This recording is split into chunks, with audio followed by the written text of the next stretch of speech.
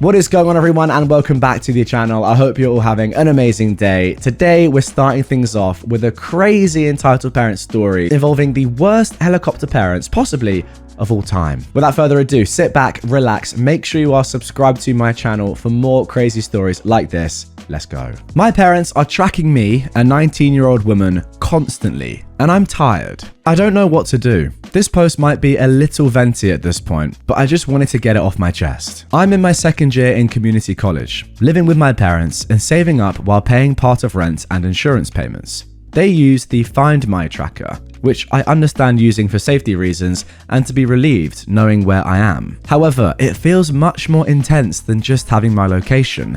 They constantly ask where I am, texting me within mere seconds after I leave a store. I need to give them the exact location or address of where I will be. I'm prohibited from changing my location, for example, moving from the mall to a restaurant, and show them on Google Maps exactly what the location looks like. I've lost plenty of friends in high school due to this, but in college, it seems like overkill. I've tried bringing this up to them, but every time I get hit with, "Are you doing something wrong? Why do you think I have to be doing something wrong to want some privacy?" I've never broken their trust before, let alone even had a chance to do so if I wanted to. I just feel so drained and depressed. I don't want to go out anymore. The anxiety has overwhelmed me and I can't go out with friends or my boyfriend without having a breakdown. And there are plenty of times I've had panic attacks before asking to go somewhere. I don't know what to do. Thanks if you made it all the way here. Okay, well, off the rip, I have to say, this is some of the worst helicopter parenting I have ever seen, literally in my entire life. Look, Find My iPhone, whatever, Find My Friends, whatever it's called. I know a lot of people like using it. A lot of my friends use it with their families, with their partners or whatever, just to see where everyone is. And, you know, it's just easy if you know that someone's coming back from somewhere and you can see roughly where they are. For example, I mean, my mum, my dad, and my sister are all on it, and they all like checking where each other are. For example, if, you know, dad's driving back from work and my sister can see that he's almost back or whatever, they like it. Personally, it's not for me for this exact reason. I mean, my family and my friends would never do this to this limit, but I don't know. If I go to somewhere random, I don't want people to know that. I quite like being able to do that and not have questions. My family wouldn't question me, my friends wouldn't question me, but it's just nice anyway. You know, privacy is a big thing, but having this is just another level. Your parents just monitoring you to this extent. I'm not surprised that you have so much anxiety that it's led to having panic attacks before asking them to go somewhere. Imagine, I mean, I just put myself in that position. The things that I've done in my life, I mean, it's nothing crazy, but, you know, I've been to places where I possibly wouldn't want people to know, or at least wouldn't want to have to answer questions about what were you doing at this address. You can probably work out where I'm going with that. But like, if I had to answer those sort of questions, I'd just be like, well, this is just ridiculous. There are things that parents aren't supposed to know, family and friends aren't supposed to know as well. And the fact that you're having to answer to your parents for every single move in your entire life, OP, is genuinely insane. My advice to you would be, you just have to, at this point, you know, find the line and say, this is it. I've had enough now. I'm 19, legally I can do what I want. Yeah, there's a decent chance, to be honest. I'd say that you might get kicked out of your house if you turn it off. Your parents do seem that irrational and that lacking in logic.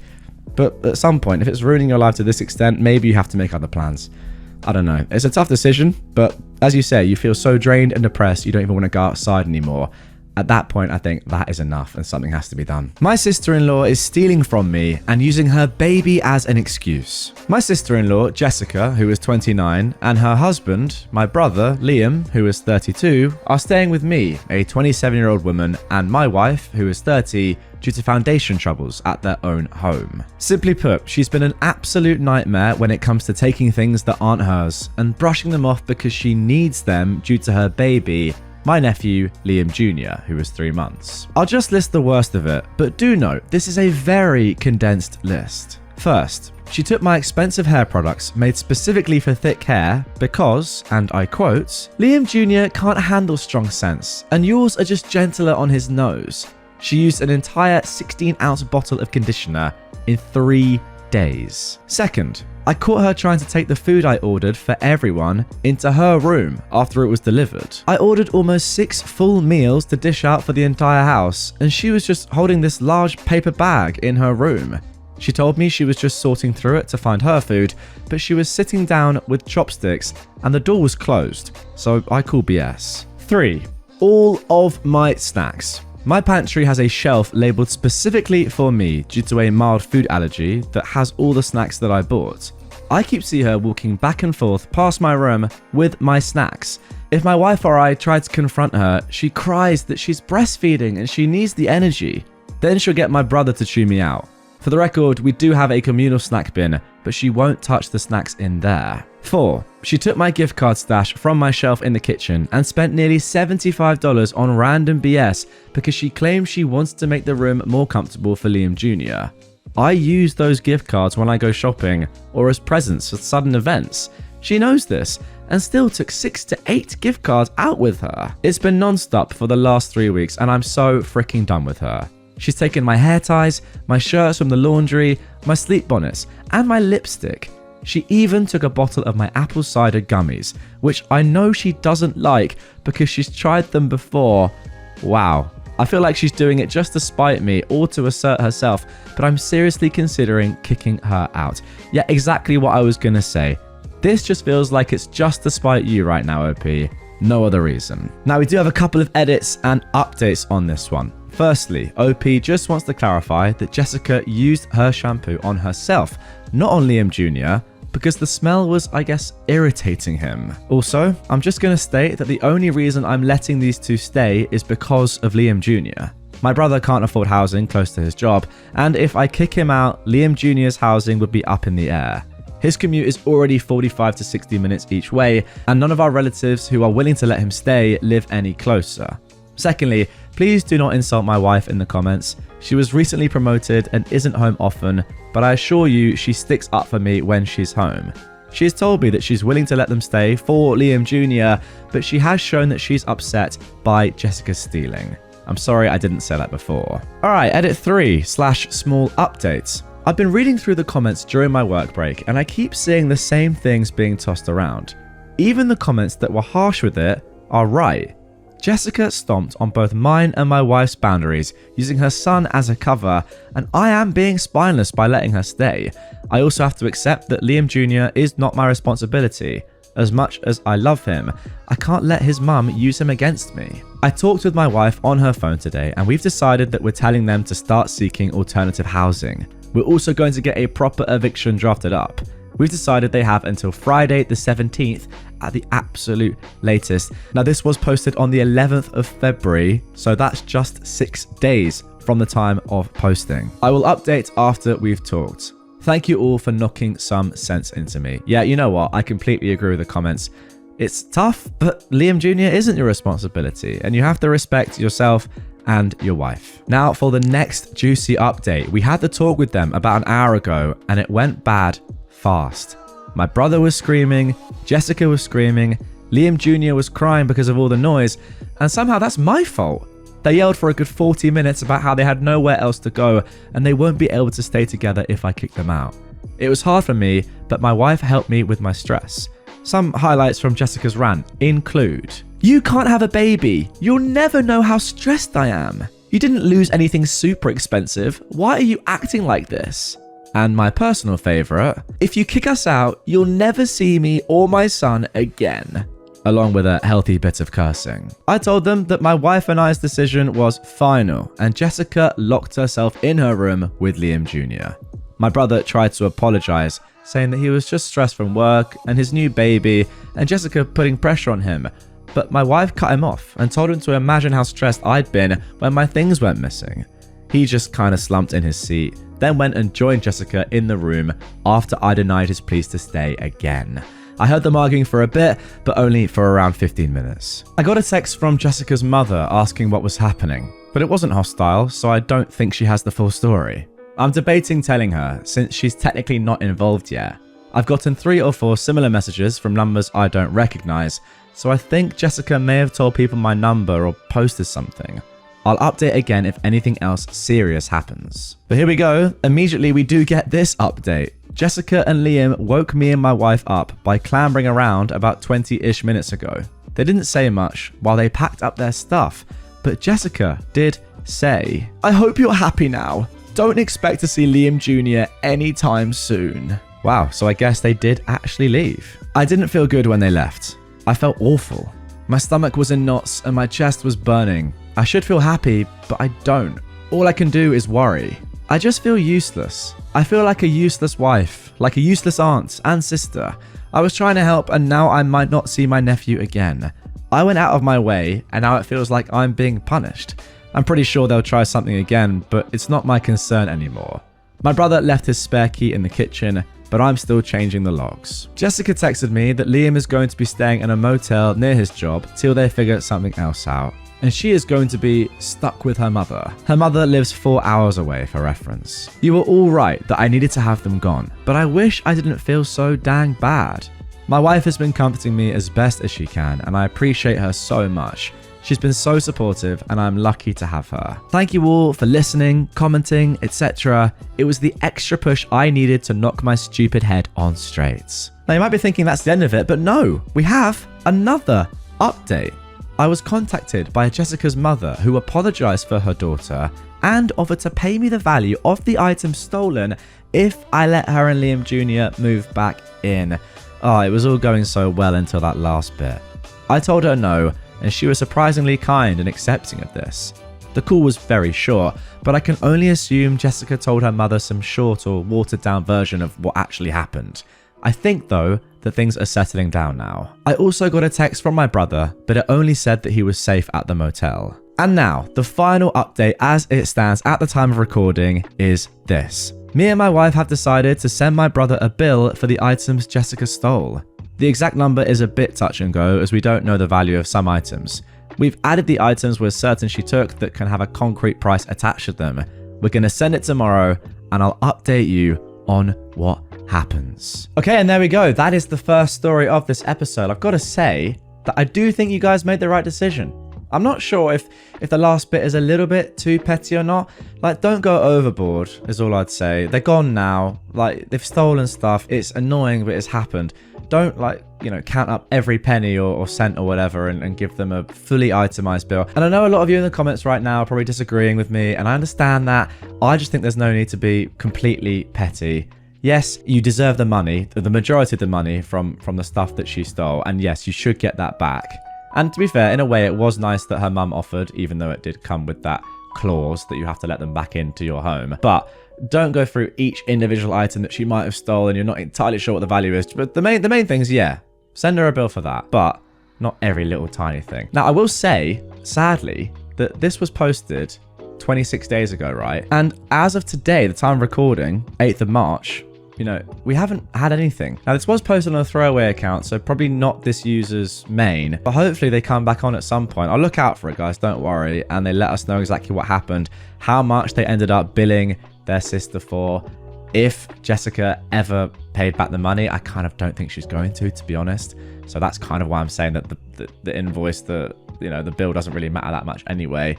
But yeah, we need to finish this story. I want to know what happens after that. I guess the point I'm making with the bill, it's just, is it worth the time to go through everything to make a bill that you know is not going to be paid anyway? Let's be honest, 99% she's not going to pay you back, given everything in the first place and the fact that she stole from you in the first place. Stealing from your own sister is mental. That's all I'm thinking. It's probably best just moving on from this now, forgetting about it, having the knowledge that you made the right decision, because I think objectively you did, even though you felt bad when they left. I think you did do the right thing. And yeah, as I said, just moving on with your life. Anyway, let me know if you disagree with me down below in the comments. I'm sure a lot of you will. But with that being said, let's move on to story 2. Entitled mother-in-law can't believe she might need to pay for her own housing. I just want to vent. I've been with my husband for about 15 years, and we were very low contact with his family for most of it because he couldn't stand them. I probably only met his mum 3 to 4 times, even though we lived in the same city. Well, 2 years ago, we get a call from Adult Protective Services. She was in the hospital after calling 911, and when they'd gone to get her, the apartment she shared with her daughter, who was also an entitled POS, that's a whole other story, was in such bad condition that they didn't want to release her back there. I'm sure they were happy to find someone else to take her, so we almost didn't even question whether there were other options, and we agreed to take her. We moved her in. It's been a nightmare. She is very entitled and narcissistic. She doesn't have much income because she hardly ever worked, so it's pretty measly social security. She spends about half her monthly income on cigarettes. We so love smelling it all the time. She does smoke outside, luckily. When we first got her and she was pretty frail and it was winter, we let her smoke in the garage, which was a huge mistake and turned into a giant tantrum when we finally put a stop to it. Luckily for her, she gets Medicare fully paid for by the state and gets some food stamps, but we don't charge her anything. She is a total slob. She's probably taken 5 to 6 showers in 2 years. Oh my gosh. And we really resent having her here now. She never cleans after herself, makes noise constantly, and frequently acts like a child and throws tantrums. For instance, she ran out of a chocolate muffin she likes, but still had cake and other snacks. She huffed and slammed the pantry and said, "I guess I'll just have to go without, as usual." We make sure she gets all her meds, gets food even if her food stamps run out, and drive her to all medical appointments. Some are 90 miles away and take 4 hours, but yeah, she goes without. I wish we'd tried to find an alternative earlier, but we are finally trying. Today I took her to meet with a social worker about Section 8 housing. She made it off the waiting list, and we're waiting to see how much she might get and whether we can find her a studio or something. The lady explained that she would have to pay 30 or 40% of her income towards the rent. My mother-in-law started complaining immediately how they were going to take all her money. I'm just sitting here like, female dog, you live in my house for free. Why shouldn't you have to pay something towards your own basic needs, such as housing? What the frick? Yeah, I mean, you've done the right thing. Again, like the first story, maybe it's a little bit less tough this time because it's not a child or a young baby that you're dealing with. It's actually an old person who is just a terrible narcissist. But still, you've done the right thing. You've done well, by the way, to have a look into Section 8 housing. Not that I know anything about that, but I'm English. And yeah, it looks like you're on the right path to her moving out. Why is she complaining? I mean, come on. Does she not like look in the mirror sometimes when she wakes up? Or maybe after having one of her, I was going to say quarterly showers. It's not even quarterly. It's every like 4 months. So ridiculous. But every 4 to 5 months, if it's 5 to 6 times every 2 years. Ridiculous. But does she not look in the mirror and think, what am I actually doing here? Leeching off my children and just not actually contributing anything to my own life? Do I try and sort it out? Well, no. She's entitled. Simple as that. Okay, now for our last, but by no means least, entitled parent story of this episode. I'm taking my mum to court. My mother has finally pushed me too far. I, a 34-year-old woman, cut contact with her back in 2021. She's always favored my son, and he became her golden child, so she started trying to use the school to see him without mine or his father's permission after I cut her out of our lives. We quickly put a stop to it by speaking with the school, and my son's father sent her a lengthy text telling her to never manipulate the school system to get to our son again, or we'd be taking legal action. And he let her know that we'd spoken to the school about this and they were very aware of our feelings. She was mostly quiet for a while after that, but I caught her following me once and I evaded her. She even traveled to another state where my son's father's family vacations almost every year during Christmas. Luckily, my son happened to not be there that year. Well, recently she started secretly volunteering at my son's elementary school. He's 10 years old, by the way. She lives over an hour away and didn't tell the school she had any familial connections there, since she knows that we'd spoken to the school about her antics a while back. We assume that she lied about her address to get approved since she lives so far away. Anyway, she somehow snuck out of the classroom she was volunteering in and asked another child to get my son out of the cafeteria and spent 15 minutes crying to him, telling him how unfair I've been and that she's never done anything wrong, that she has years of presents for him and he needs to come over to her house so he can have them. Worst of all, she told him not to tell anyone that she spoke with him or that he saw her. I felt like my mum was slowly calculating a way to eventually take him from the school. Now, my son's father and I aren't together, but we immediately banded together at this moment and spoke to the school vice principal the next day, and we decided to file an injunction. The temporary injunction was approved within an hour of filing. I was immediately in tears. I was so relieved. Our hearing is coming up, and the closer it gets, the more I find myself questioning what I'm doing. I know that I'm doing the right thing, but this situation just sucks. No one should have to protect themselves or their children from their own parent or grandparent. It's such an awful feeling. I wish she would have just respected our boundaries, but she's clearly incapable of that. I tried so hard to make her understand my boundaries before I cut contact with her. Her entitlement to my son was disgusting. She demanded seeing him, talking to him, and got very nasty and angry with me if I didn't oblige or if I had other plans and couldn't fit her in. She would constantly slip and call him her son. I guess I'm triggered and back to childhood me, feeling helpless and scared. I feel bad that I've had to go this far. I feel terrible that she's been served. I know I shouldn't feel bad because she's probably more embarrassed and worried about how this makes her look more than anything. It's probably a long shot, but have any of you guys experienced anything like this? I've never been to court. Even when my son's father and I divorced, we were able to settle on our own. I've got no idea what to expect, and I'm scared.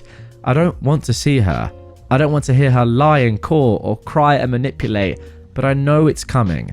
This situation is heartbreaking. Well, there we go. I think I've saved the most entitled person of this entire episode for last, but with good reason, because there's a beautiful update coming that I'm going to get into in just about 12 seconds, count them down, and I think it just shows the beauty of Reddit and what an amazing place it really is. Just full of wholesome people. Has that been 12 seconds?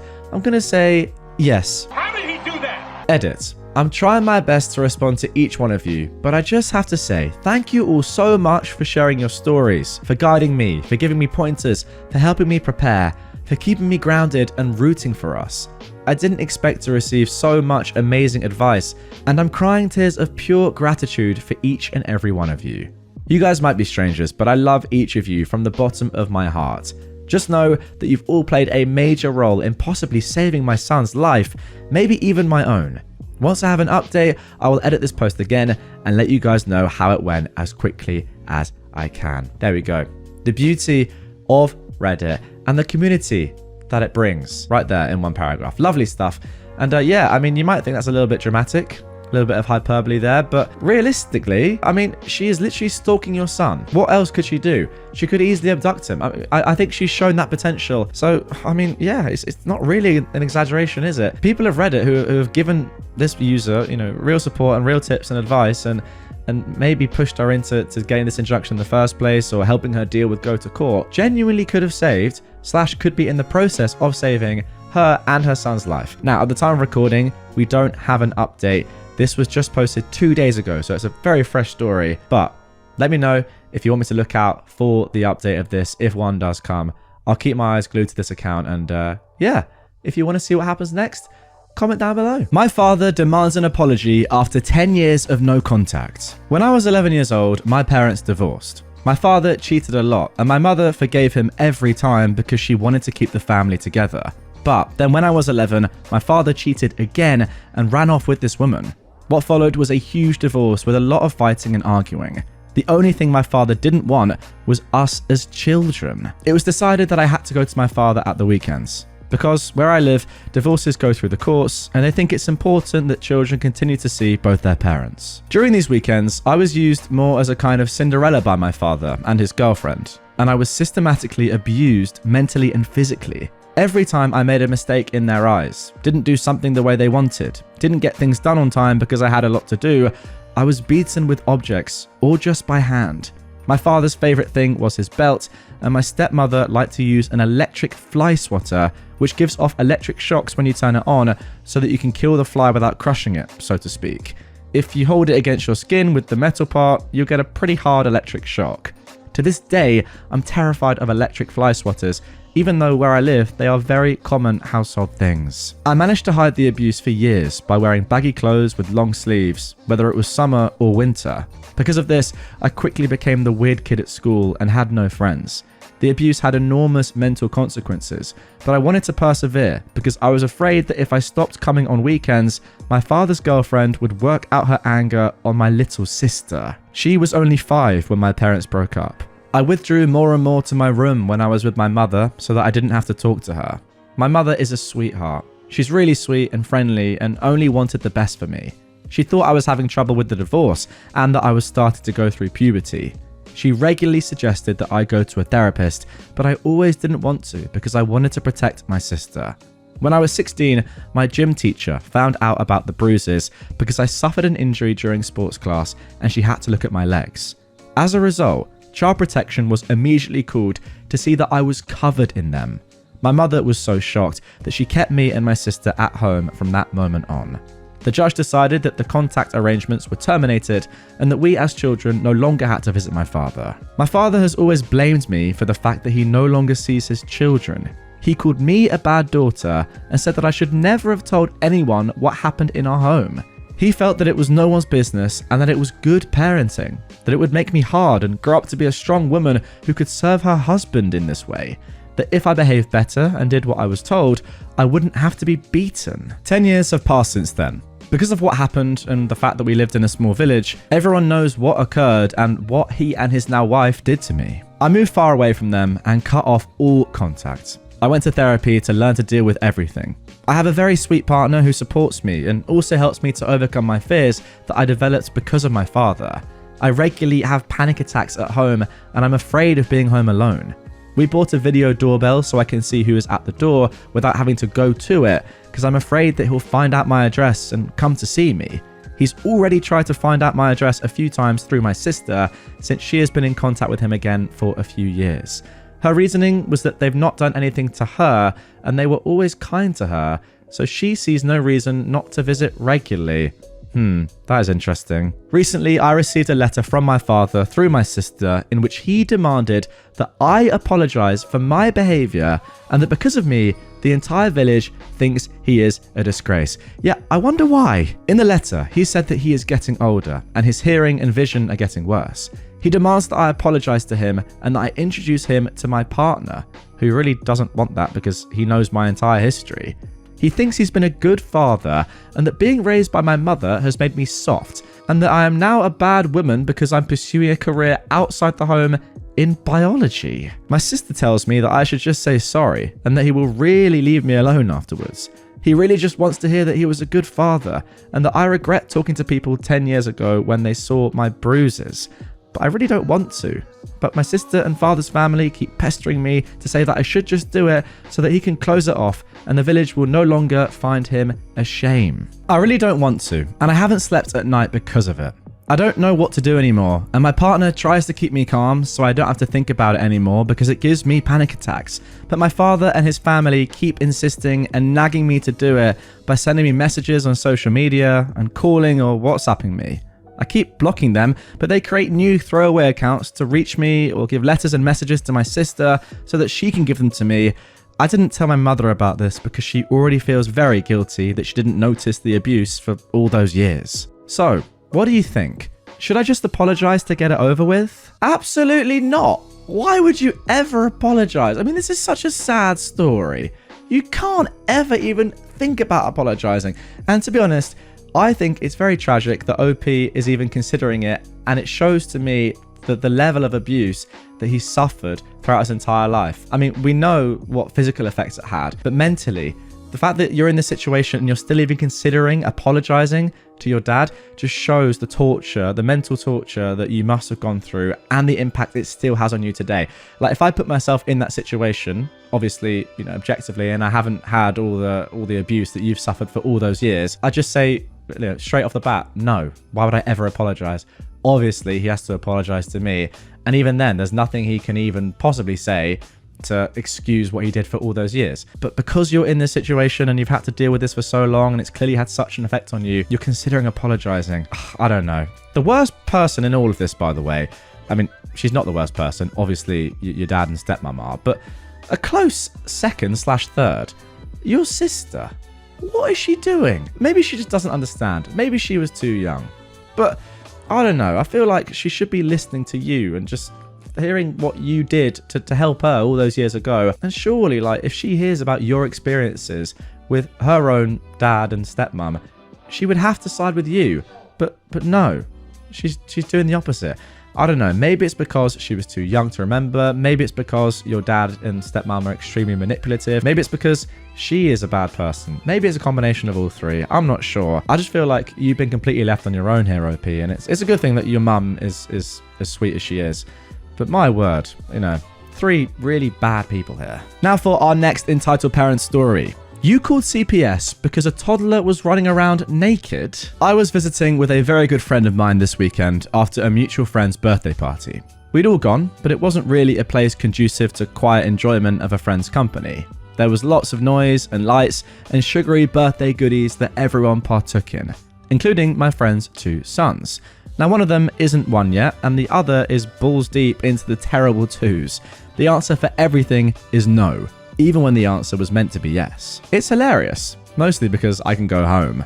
My friend and his wife, they're tired, understandably so. So we were sitting in front of the TV and minding the boys, while my buddy's wife wanted some time not spent in the immediate vicinity of her offspring. Which, honestly, fair.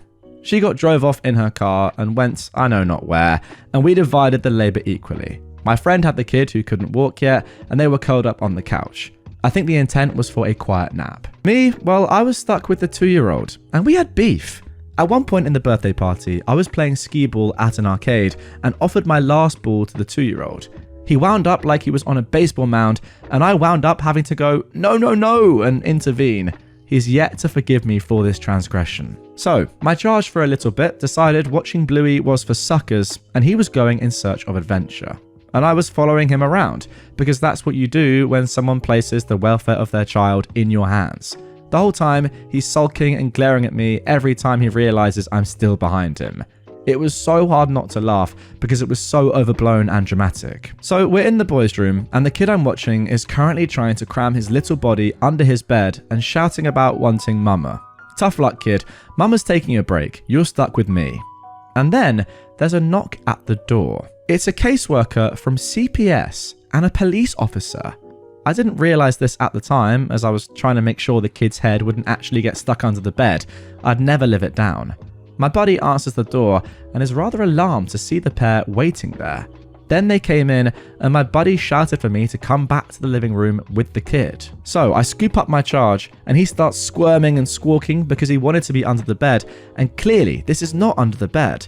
Matter of fact, this is the opposite, and he promptly shuts up. Because strangers. The caseworker goes on to explain that they've gotten reports about toddlers being left outside in the snow with only a diaper on, being left naked to run around the house, bruises on the kids, etc, etc. For the uninitiated, most toddlers cannot stand wearing clothes. They want out of them immediately. Even the hint of a chance at ditching the clothing, and they'll go for it. The cop looks around for a moment, says something to the CPS worker, and then leaves. I sit with a 2-year-old, who was clothed by the way, and my buddy does all of the talking. I can tell that he is furious, but I didn't really know why at the time. The caseworker wanders around the house a little bit, takes a look at both kids, then shrugs and says he can't see any evidence behind the report, but that everyone has to be investigated. They'll be in touch, but it won't be a home visit unless new evidence or reports come to light. After the caseworker leaves, my buddy hands me the not quite 1-year-old, takes out his phone and goes into the basement, and promptly starts screaming at the top of his lungs into the phone. The 1-year-old just went back to napping, and the 2-year-old showed some survival instincts.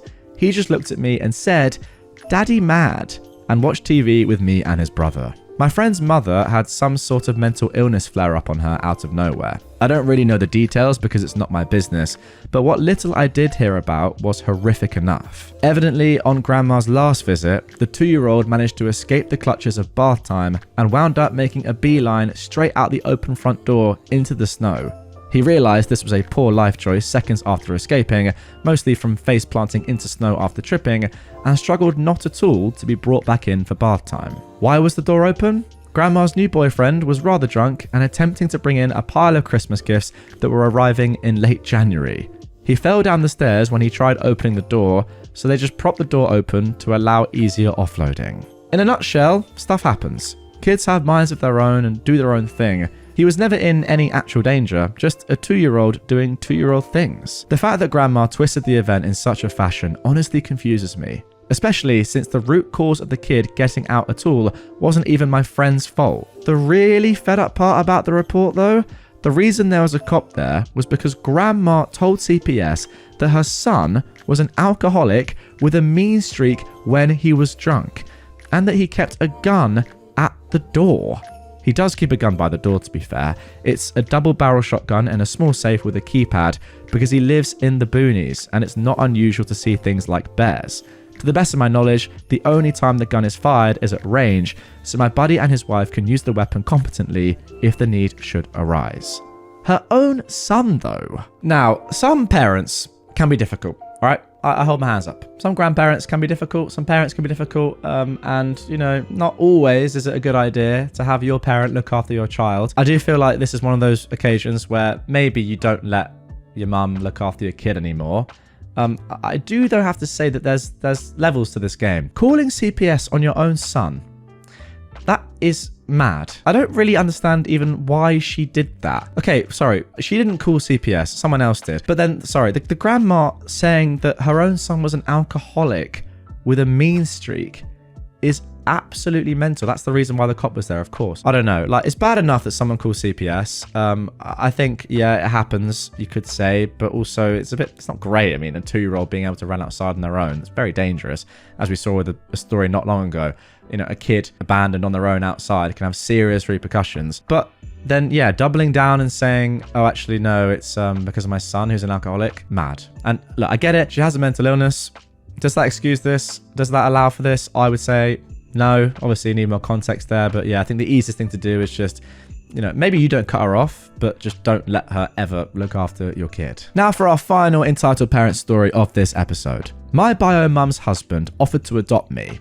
I'm already adopted. I am 18, non-binary. I don't remember the exact ages of my bio mum and her husband, but they're in their late 40s. I'll call them Claire and Daniel. For some background, Claire had me and my brother while she was an addict and had a lot of untreated issues. Bipolar, BPD, schizophrenia, etc. I won't go into a lot of detail because it's very heavy, but long story short, she married a bad man. And because of his and her actions, she lost custody of us when we were 5, and we eventually got adopted when we were 8. She divorced that man and is now married to Daniel. Now on to the story. Claire at the time had gotten diagnosed with a terminal illness, so I had agreed to fly out there to visit her. I'd never gotten super close with Daniel, but we were relatively friendly. At first, the visit was okay, everyone was acting normally. But then things kind of started to go downhill. Claire asked if I would consider moving out there for the time she had left, and I said I would consider it. She seemed to be happy with that answer at first, along with Daniel, but then it started going downhill. They started acting like I was definitely moving in and started trying to make all of these decisions before I'd even decided, like wanting to go to the social security office to see if I still qualified for insurance, etc. It was hard for me to push back on it and set boundaries because I'm autistic and communication is hard, so I just kind of brushed it off. One night, me and Claire were having a deep conversation and Daniel joined in, which led to him offering to adopt me. I explained that I was already adopted and that I did not want to be adopted again, and he seemed to drop the issue. Over the next few days though, he started getting more authoritative, I guess. Whenever I talked about something, he would correct me, even if he was obviously wrong. It even got to the point when I was trying to bond with him and talk to him about my trans experience, he straight up said that I should try to be comfortable being a woman and that he didn't want me to get gender-affirming surgery, that I needed to fully experience being a woman before I decided. I deflected from the topic but felt very uncomfortable. When I flew home and told my mum everything, she texted Claire saying that she basically needed to take a chill pill and that Daniel needed to stop inserting himself in our lives like he was a parent. The last thing I heard about the situation is that when my brother visited later, Daniel told him something basically to the effect that I was influenced easily and that's why I'm non-binary. I haven't talked to him since besides saying hi when I'm on the phone with Claire. I mean, the strange thing is that your bio mum's husband doesn't already know that you're adopted. Unless he does know and he just wants to like re-adopt you or cancel the adoption that has already happened and take over. You know, like when a manager gets sacked, is he the new manager? Is he the caretaker manager? Is that what he wants to be? I think once again, it's been the case with multiple stories here. You just need to stay away from these entitled parents. That really is like the key thing. That is the common denominator throughout every entitled parent story ever, realistically. Just stay away from them. But yeah, I think it's much harder when they are your own family. I mean, we also have to, of course, talk about the fact that he's saying, oh yeah, don't transition, man. Well, not man, but you know what I mean. Don't transition. You need to experience what it's like to be a woman. What is that? I mean, what is that? At what age do you have full experience of being a woman? That's my question. And again, it makes me think of an episode the other day where somebody said, you're not a lesbian, you just haven't had the right D yet. It's along those sort of lines. It's crazy. Now, someone's actually commented down below that they have a creepy feeling it's not going to be adoption, but actually a relationship, especially with him not wanting you to transition. Now, I don't know about that, but then they've also said, do you have an uncanny resemblance to your bio mum? So I guess this person is saying once your bio mum passes away, he might want to get with you and replace her with someone that has similar DNA and looks similar. If that's the case, that is mental.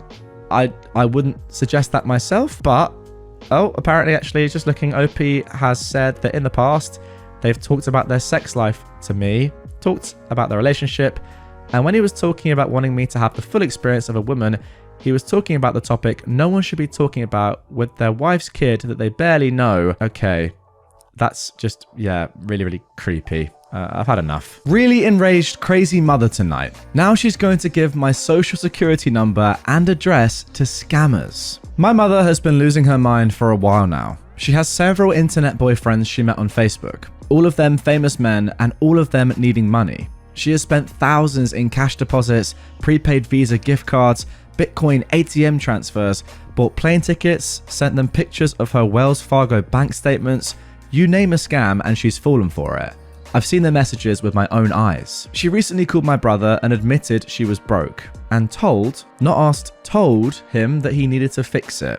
She received a fake $10,000 check from one of these people and deposited it into her bank account and started writing her own checks to pay her bills. All of these checks have now bounced. I'm trying to catch them and make them right so she doesn't get fraud charges on top of being broke. Her utilities were turned off this week. I fixed it. She was so far behind on her mortgage that they were going to serve her with foreclosure paperwork last Friday. My brother paid the amount due to stop that process. She literally has $100,000 plus in credit card debt and has been trying to save the money for a bankruptcy attorney. I told her I would front the retainer. This has all happened in only the last 8 days. We're $5,000 deep in stopping the bleeding, and who knows what is still coming. We made her sign power of attorney over to us on Monday as a contingency for our help. She also signed a petition for voluntary conservatorship that will have to go in front of a judge. She swore to us she was done talking to these men. I personally took her phone and deleted the apps she uses to talk to them and the hundreds of different numbers they have been using to text her from. I blocked everything I could. She swore again that she's cut all contact and would not have anything else to do with them. Last night, she accidentally texted my brother from one of the apps I positively know I deleted. So my brother and I decided that she clearly can't be trusted and doesn't need a phone with apps or internet capability. She's like a dang meth head, and we have to blow up the double wide that houses her meth lab. So I bought her a jitterbug flip phone, the only thing I could get my hands on, and activated today. I activated it, I charged it, and I preloaded it with all of the contacts I can think of that she'll need for the next few days. Doctors, friends, both of her children. I took it over to her house, grabbed her iPhone and put it in my purse. And then I pulled out the jitterbug and told her this was her new phone from right now. She flipped her wig. She demanded I give it back to her. I don't have the authority to take it away from her. She needs that phone. Then she freely admitted she's been texting at least one of the men, the leader of the pack. Of course, she re-downloaded those apps. She's in love with him, and the heart wants what it wants. I told her she'll just have to keep wanting. She's not getting her phone back. She moved to lock the door so I couldn't leave. I beat her to it and ran out to my car. I pulled off with her standing in the driveway, screaming at me. I stopped at the gas station just down from her house to sit for a second because my hands were shaking. Evidently, this gave her enough time to get past me because she beat me back to my house. My husband let her inside and made my daughter go back upstairs so she wasn't actively watching this go down. I get home and she meets me in my garage. I want my phone back, just over and over. I kept telling her no and that she needed to leave. She refused to leave without her phone. I said I'd call the police. My daughter is here and she's being erratic and she needs to leave. Finally, my husband convinced her we needed to go outside for this conversation so my daughter couldn't hear it. We go out on the front porch and this woman spit straight up venom at me for 15 solid minutes. I'm the greatest disappointment of her life. She wishes I was never born. She should have let my abusive ex-husband beat me to death instead of loaning me the retainer for my divorce attorney in 2017, because that is why she's broke. You name it, she said it. She even threatened to beat me senseless with her cane. I just kept telling her I was sorry she feels that way and I'm not giving it back, so she should leave. She finally said that she's going to make sure she gives my information to all these scammers I'm so worried about, my social security number and my address, so they can show up at my house and tell me how they really feel. And she is not responsible for whatever happens next. And then she finally left. I came inside and literally sobbed on the bathroom floor. I have been for a couple of hours now. What kind of mother tells their kid she wishes their abusive ex had succeeded in beating them to death? What kind of grandparent threatens to give out the address to the home that her grandkid lives in? I've long been suspecting some early onset dementia, and we literally had a neurologist appointment tomorrow after waiting 3 months for it. That's the thread I've been holding on to. This isn't my mother. This is the disease that's been eating her brain. She says she's not going now. I wonder if she'll still show up for the bankruptcy attorney appointment she has tomorrow that I'm supposed to be fronting. She was absolutely like an unhinged, raving addict. Just give it back for tonight and I'll give it to you in the morning. She told me she has one of his 176 numbers memorized and will just call him as soon as she gets home.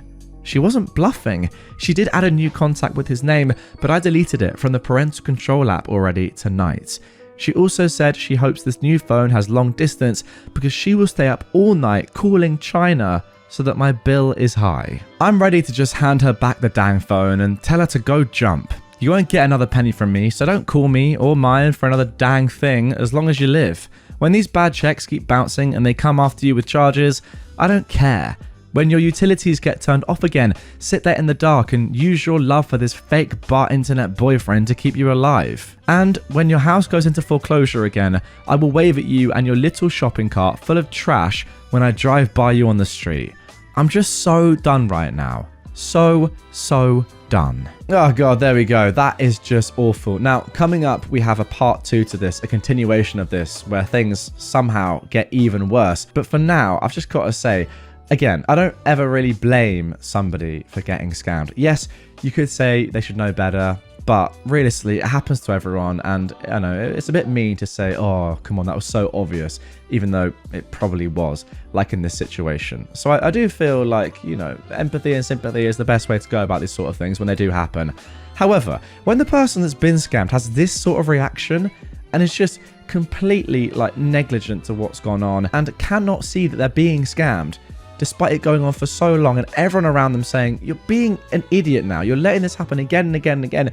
No, these people do not love you, they just want your money, and they're plunging you into a world of debt and darkness. Can you not see that? If they don't see that, then yeah, they've got themselves to blame at this point. It's ridiculous. And OP, I think you're doing your best here.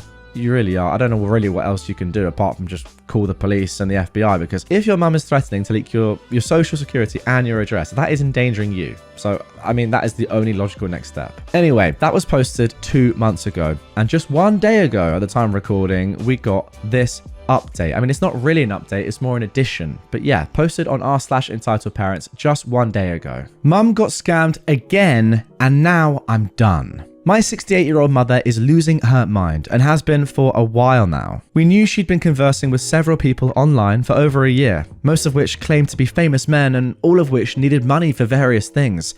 We'd been telling her since December that she was being scammed. We tried involving DHR and the agency who helps protect seniors, all falling on deaf ears. Courts won't do anything without a medical diagnosis, neurologist appointments take months, so we're just stuck trying to keep her from self-destructing until then. That is one thing that I failed to mention as well, actually, guys. If she does have a neurological disorder or disease, then I kind of take back what I've said, and she does need help. If she doesn't, then I 100% stick by what I said. But yeah, if she's not even willing to get a neurological appointment, then I don't know, it's tough. End of February, she finally admits she needs help. Okay, that is good. Actually, she called my brother and said she was broke and that he needed to fix it. But we'll say that was asking for help. Per the bank, her home was a few hours from going into foreclosure on the day we got the call from her, and her utilities were turned off the very next week. She has over $100,000 in credit card debt, most of it from sending these men pictures of every single credit card she has. She also gave them all of her bank account information and sent at least $30,000 in cash via Bitcoin ATMs or prepaid gift cards. I'm not sure I'll ever know exactly what she has spent on them, but I do know that she owes $7,000 in taxes this year from all the withdrawals she made to her retirement, which she freely admits she sent to these men. She also still swears every one of them are actually all the celebrities they claim to be, and still truly believes that one of them is the love of her life. My brother and I told her the only way we'd help is if she gave us power of attorney, which she did. We then caught up her house payments and reconnected the utilities. I've been going through her bills as I pay all of them and trying to help her budget, including finding her cheaper internet, TV and cell phone plans so she'll be able to pay her own bills going forward on her fixed income. She has been beyond nasty to me every step of the way, telling me what a disappointment I am and she wishes I was never born. There have been unalive threats, to which she laughed in my face and told the police she would never do anything that dramatic. She calls me almost daily and tells me she fell, only for myself or the ambulance to rush over and have her admit that she wasn't actually hurt, but was hoping a trip to the ER would get her pain meds. I took her phone, created a new Apple ID, and had it set so she couldn't text or call anyone not saved in her contacts, and she can't add people or numbers or apps without my approval. That was the only thing, short of changing her number, that I could do to stop her contact with these scammers. She adamantly refused to change the number because she's had that one for 30 plus years, but she's still been getting hundreds of texts from 6-digit numbers, I'm guessing because she responded to them in the past, so they were able to get around the block. I've told her 1,000 times not to even open them, delete them, or send them to junk. She had hip replacement surgery this past week. While in the hospital, she received a text telling her she won a free oxygen machine. Call this number to claim your prize. She texts me and tells me she needs to add this number to her phone because it's a home health medical equipment company and she wants to talk to them about Life Alert, so I add their number. She calls and they tell her she just needs to give them her bank account information to cover the shipping, and she gives it to them. Then she calls to crow about her winnings. I call the same number and what do you know, I'm also an instant winner if I just give them my bank account information. Hit 0 to speak with a person, and now I've won a free year of DirecTV.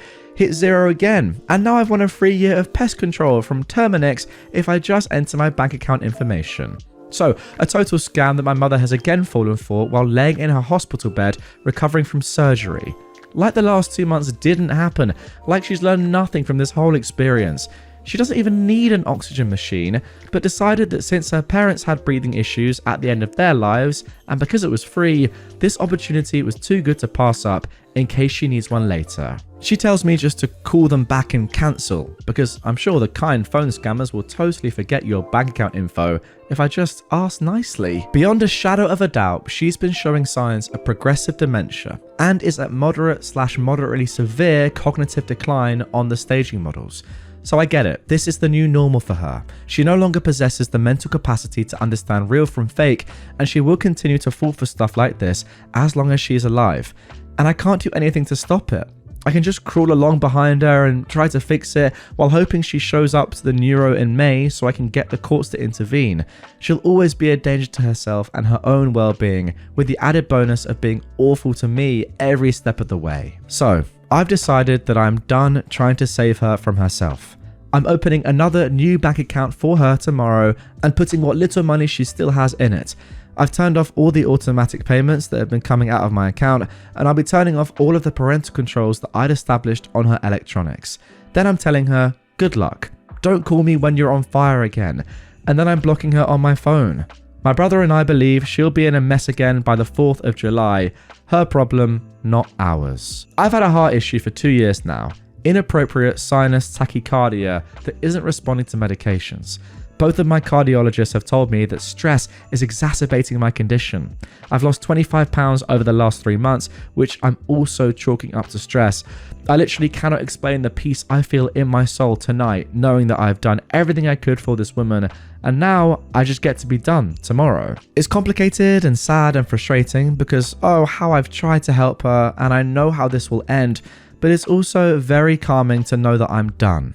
I am free. Well, I guess ultimately my reaction to this is that it's just really sad, really. I mean, if this is down to dementia or some sort of cognitive decline or, neurological disease that your mum now has, OP, then I don't know, it's sad. I mean, I could just say that, oh, it's such a shame that scammers like this exist and We need to crack down on them.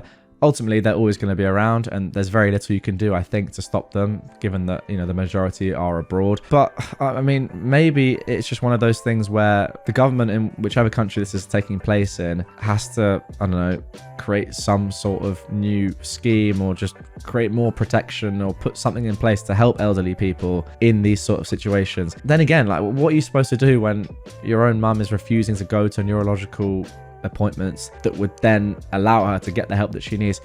But then again, is that her fault because she has this disease in the first place? It's really, really tough. From your perspective, OP, I would say that it's hard, but could you not just go one little bit further and just force her to go to this appointment and then be done with it? I don't know. I mean, clearly this is having a massive impact on your life anyway, and it's easy for me to say that sitting here when you're the one that's lost 25 pounds because of stress and has a heart disease. What do you think? Get in the comments down below. Is OP correct at this moment to just say, you know what, I've tried all I can. This is having a real detriment on my life now. Not just my mental well-being, but my physical health as well is seriously declining. Should they do what they've done? Or could they just go a little bit further, get it done, and then be done with it? Because I just worry for your mum. It doesn't seem to me as if she's intending any malice by this. She's just in a terrible situation and is being exploited. But yeah, let me know what you think down below. Very, very tough one. Am I the jerk for telling my father that I don't care how nice his new girlfriend is, she'll never be welcome at my home? I am a 33-year-old woman, and my father, who's in his 60s, can't keep a girlfriend for long.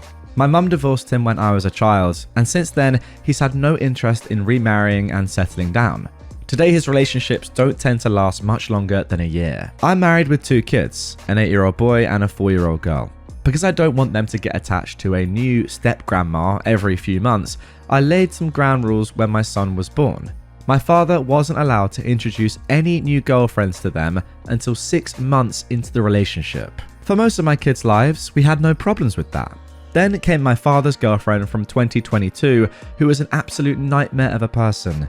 My kids only met her once, but it was enough for me to consider her unsafe to be around my family.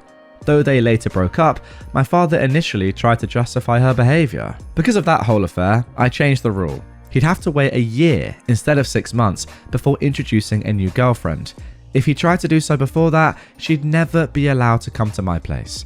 He protested at first because most of his relationships don't last that long, but I held my ground and he eventually agreed. He was with another woman for 9 months last year, and my children never met her. My father has been with his newest girlfriend for 6 months. I've never really met her because she lives an hour away. She is apparently kid obsessed and has been asking him to meet his grandkids for a while.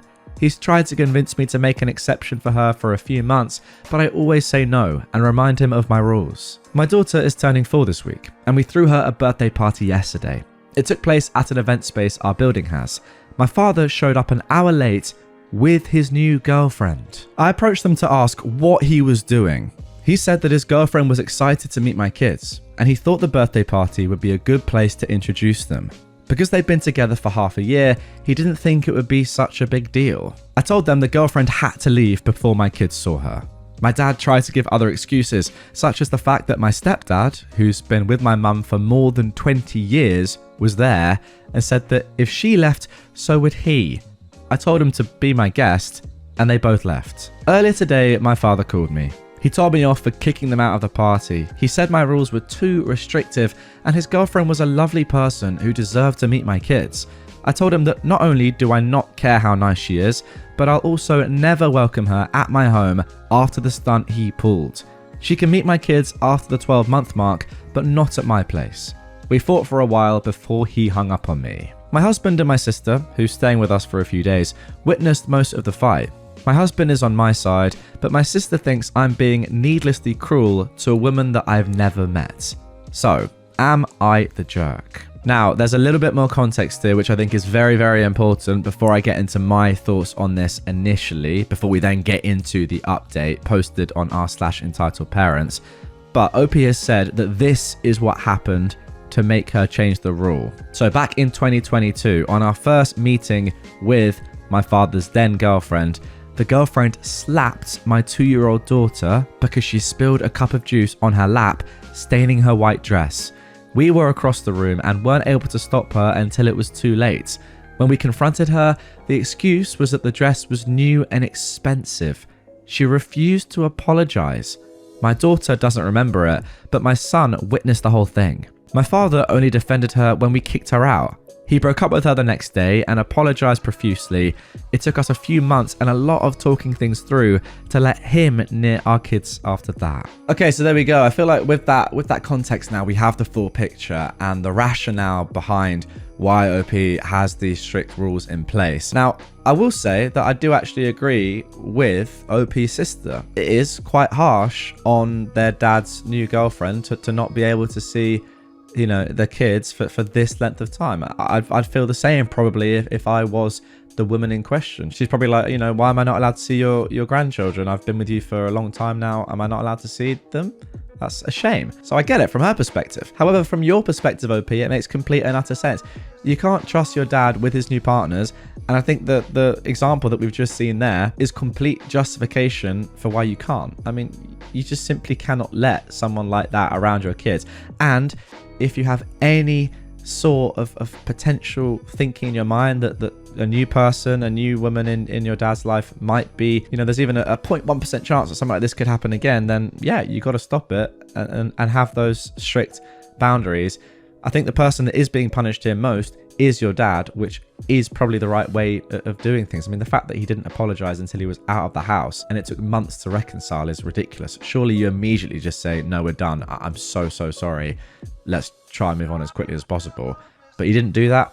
Crazy. Now for him to have to explain to his new girlfriend the reasoning why she can't see his grandchildren, that is good punishment. And I would say it's tough for him to have to do that, but he's put himself in that position. So that's on him. But anyway, as I mentioned before we got into this one, there is an update to this posted on r/EntitledParents just 24 days ago.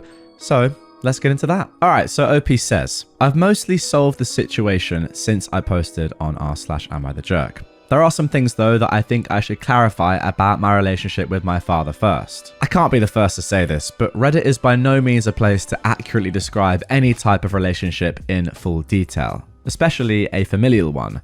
So those who said I don't like my father or don't approve of his lifestyle are jumping to conclusions. I love my father very much, and I'm grateful for everything he's done for me. But yeah, he's a jerk. We've had a rough relationship since I was a kid. It got much better after I moved out, mostly because we both realized we wouldn't have any relationship whatsoever if we didn't make efforts to change. As much as my father has become a better person, he still has some extremely narcissistic tendencies that make themselves obvious every now and then. The one that's the most relevant in this situation is the fact that he is terrible with boundaries. I came up with a metaphor in the comments on my previous post that I think illustrates this. He wants a door. I give him a window instead. He says he's fine with the window. Next thing I know, he's throwing rocks at the window until it's big enough to be a door. Yes, that is actually a very good metaphor. Not the best metaphor I've ever written, but I think it applies. You know what? No, I like it, and I think it makes complete sense. And I want to add that one of the main reasons our relationship was so rocky when I was younger was because I had no means of restoring the window. Now that we don't live together and I pay my own bills, it's gotten easier to either stop him from throwing the rocks or not give him windows in the first place. And I, for one, hope this analogy continues throughout the rest of this post. On that note, my father is a pretty hands-on grandfather. We only see him once a month, but he FaceTimes me frequently and the kids love him. So introducing new girlfriends as grandpa's friends, as many suggested, wouldn't work. We tried it once and they blew their cover in less than an hour. I didn't even think of that, but yeah, I guess that probably wouldn't work. Also, it's not that I don't approve of my father's lifestyle, I simply don't care. I'm 33 years old. I have a job, a husband, and 2 children. My father's dating habits are neither my business nor my concern. He can date anyone he wants for as long as he wants, as long as everyone is over 18 and not a complete monster. What I do care about is how this affects my children. I've been dealing with my father's revolving door since I was 10. Back then, his relationships tended to last at least 2 years, but it still took a toll on both me and my younger sister. The first woman my father dated after the divorce was insane and ruined my childhood. The next one was amazing, but didn't stick around for long. The following one was unpleasant. The list goes on. I don't want my children to go through this lack of stability. I'm carrying that baggage. They don't need to know how heavy it is. The last thing I want to add here is that my father has another major problem. He is obsessed with both pleasing everyone and the idea that I have to please everyone. That almost ruined our relationship completely when I was younger, and sadly, he hasn't really let go of that yet. The former is why he defended his 2022 girlfriend. OP explained that in the edit of the previous post that I read, and the latter is the reason he was so angry at me for banning his new girlfriend after the party fiasco. Alright, so on to the actual update. My father and I had a minor fight over the phone about what happened at the party on Monday. 2 days later, his new girlfriend called me. She asked me why I'd banned her from my home before even meeting her or introducing my children. I told them to leave before the kids saw them. I asked her if she knew about my 12-month rule. Not only did she know, but she also insisted that my father break the rule anyway. She said she was great with kids and knew my children would love her, so she thought it wouldn't be a big deal for me to make an exception for her. Yet that is a massive, massive red flag. Surely, if you knew about the rule, you would respect it first of all, then at least try and make a relationship with OP and show her through, having conversations, having great times over a couple of months or whatever, that you are a nice person. And then you'd hopefully show her that you are ready to meet her children. And yeah, maybe then she might change her rule and her boundaries. But you wouldn't say to your husband or your boyfriend, oh, you need to just break these rules. They're stupid anyway. And I'm great around kids. Really, really weird, and I guess is a good reason and a good showing as to why those rules exist in the first place. Kind of mad. I came very close to hanging up on her when she said that, OP continues. The whole reason I even came to Reddit was because I thought I was being unfair to her, but this made it clear to me that she was also in the wrong. Yeah, exactly. Instead, I decided to explain the 2022 incident. She didn't know about it. When I was done, she said she understood why the rule was created and apologized for trying to break it. Okay, that's good at least. I called my father the next day and I told him about the chat I'd had with his girlfriend. He confirmed everything. He took her to the party because she wanted to go and he wanted to make her happy. We had a very long discussion that almost escalated into a fight. I reminded him of the reasons my rule existed. The only one he truly deemed valid was the 2022 incident, which he's still ashamed of. The discussion touched many other topics, but the main one was that my children are the priority. I told my father that my main concern is protecting them, and I won't hesitate to cut anyone off, including family, if it means doing so. In the end, he agreed to deal with the consequences. His new girlfriend will be allowed to meet my kids at the 12-month mark, but she won't be welcome at my place. But if he tries to pull this stunt again, they'll both be cut off. We ended the call on a cold note, but he called me again on Friday. He apologized for everything and said I was a great mother. I can tell when he's being sincere at this point, so I accepted the apology. Knowing my family, I don't think there'll be any problems with this for a while, and if there are, I've got it covered. I think this will be my last post. Thank you all for the support and encouragement you've given me. Yeah, to be fair, I think that is the thing that shines throughout this entire post, the original and the update, is that you just know exactly what you want, OP, and you're not taking any trash from anyone, even your own father, even his new girlfriend. You're just like, no, it's my life now. I had this not great childhood with you controlling it and you having random women that just weren't very nice to me, and that was terrible. So no. This is my life now. This is my family. I'm doing exactly what I want and what I think is best for them. And that's it. Simple as that. You're either on board with that and you can come along for the ride, or if you're not, then I'm cutting all ties and you're not going to be a part of this. I love it. It's how you got to be, but a lot of people struggle to be exactly like OP. So yeah, respect. All right, now on to our next entitled parent story. This one is a little bit more lighthearted, but it's kind of mental. Let's get into it. So, apparently it's my fault you go to Dunkin' every day. First, let me say that I am honoured that I have this much power in my co-worker's life. I had no idea, and apparently I'm using this power for evil instead of good. Story time. My co-worker is extremely behind on bills because her college-aged daughter uses her credit card, and she racked up thousands in food-related charges in under one semester. Over 5,000. Oh my goodness. My co-worker still gave her the card the next semester because she couldn't have the daughter walk to the dining hall and have food she didn't like, but was the food that she already paid for, and didn't want to cook in the kitchen even though she paid for a weekly grocery delivery from the grocery store. But, I'm not a parent, so maybe I don't understand. Anyways, my coworker is looking to save money. I wonder why. I grab coffee daily from the lunchroom. Basically, it's hot water that I add my own stuff to, coffee and creamer. Well, herein lies the problem. My coworker keeps forgetting to buy the coffee she needs, and I'm not sharing my expensive coffee with her. I draw the line. Now, by forget, I mean she runs to the grocery store almost daily because she needs cereal the day they run out of the one they like instead of eating the other one in the house. Again, not a mother, so maybe this is normal, but if I tried that with my mother, I would not have eaten cereal. So instead of just going on Amazon like a normal human being, she needs to grab Dunkin' every morning. Now to the part where I am costing her money. We have free coffee downstairs and free cream, but again, it's downstairs. This coworker walks by it every morning when she does remember to bring coffee, but she forgets to grab the cream and messages me saying that she's too tired and doesn't know what she's going to do. The thing is, I have cream at my desk. My cream is not the same as the downstairs cream. You see guys, I buy my cream in flavors in the single serve variety, in larger quantities because I'm horrible at remembering to buy it, so I stock up. Theoretically, yes, I have extra, but the guilting text came daily for weeks, although she never outright asked. I always said, well, hey, just grab some downstairs. She told me that because she doesn't have cream, she now just stops at Dunkin' every morning.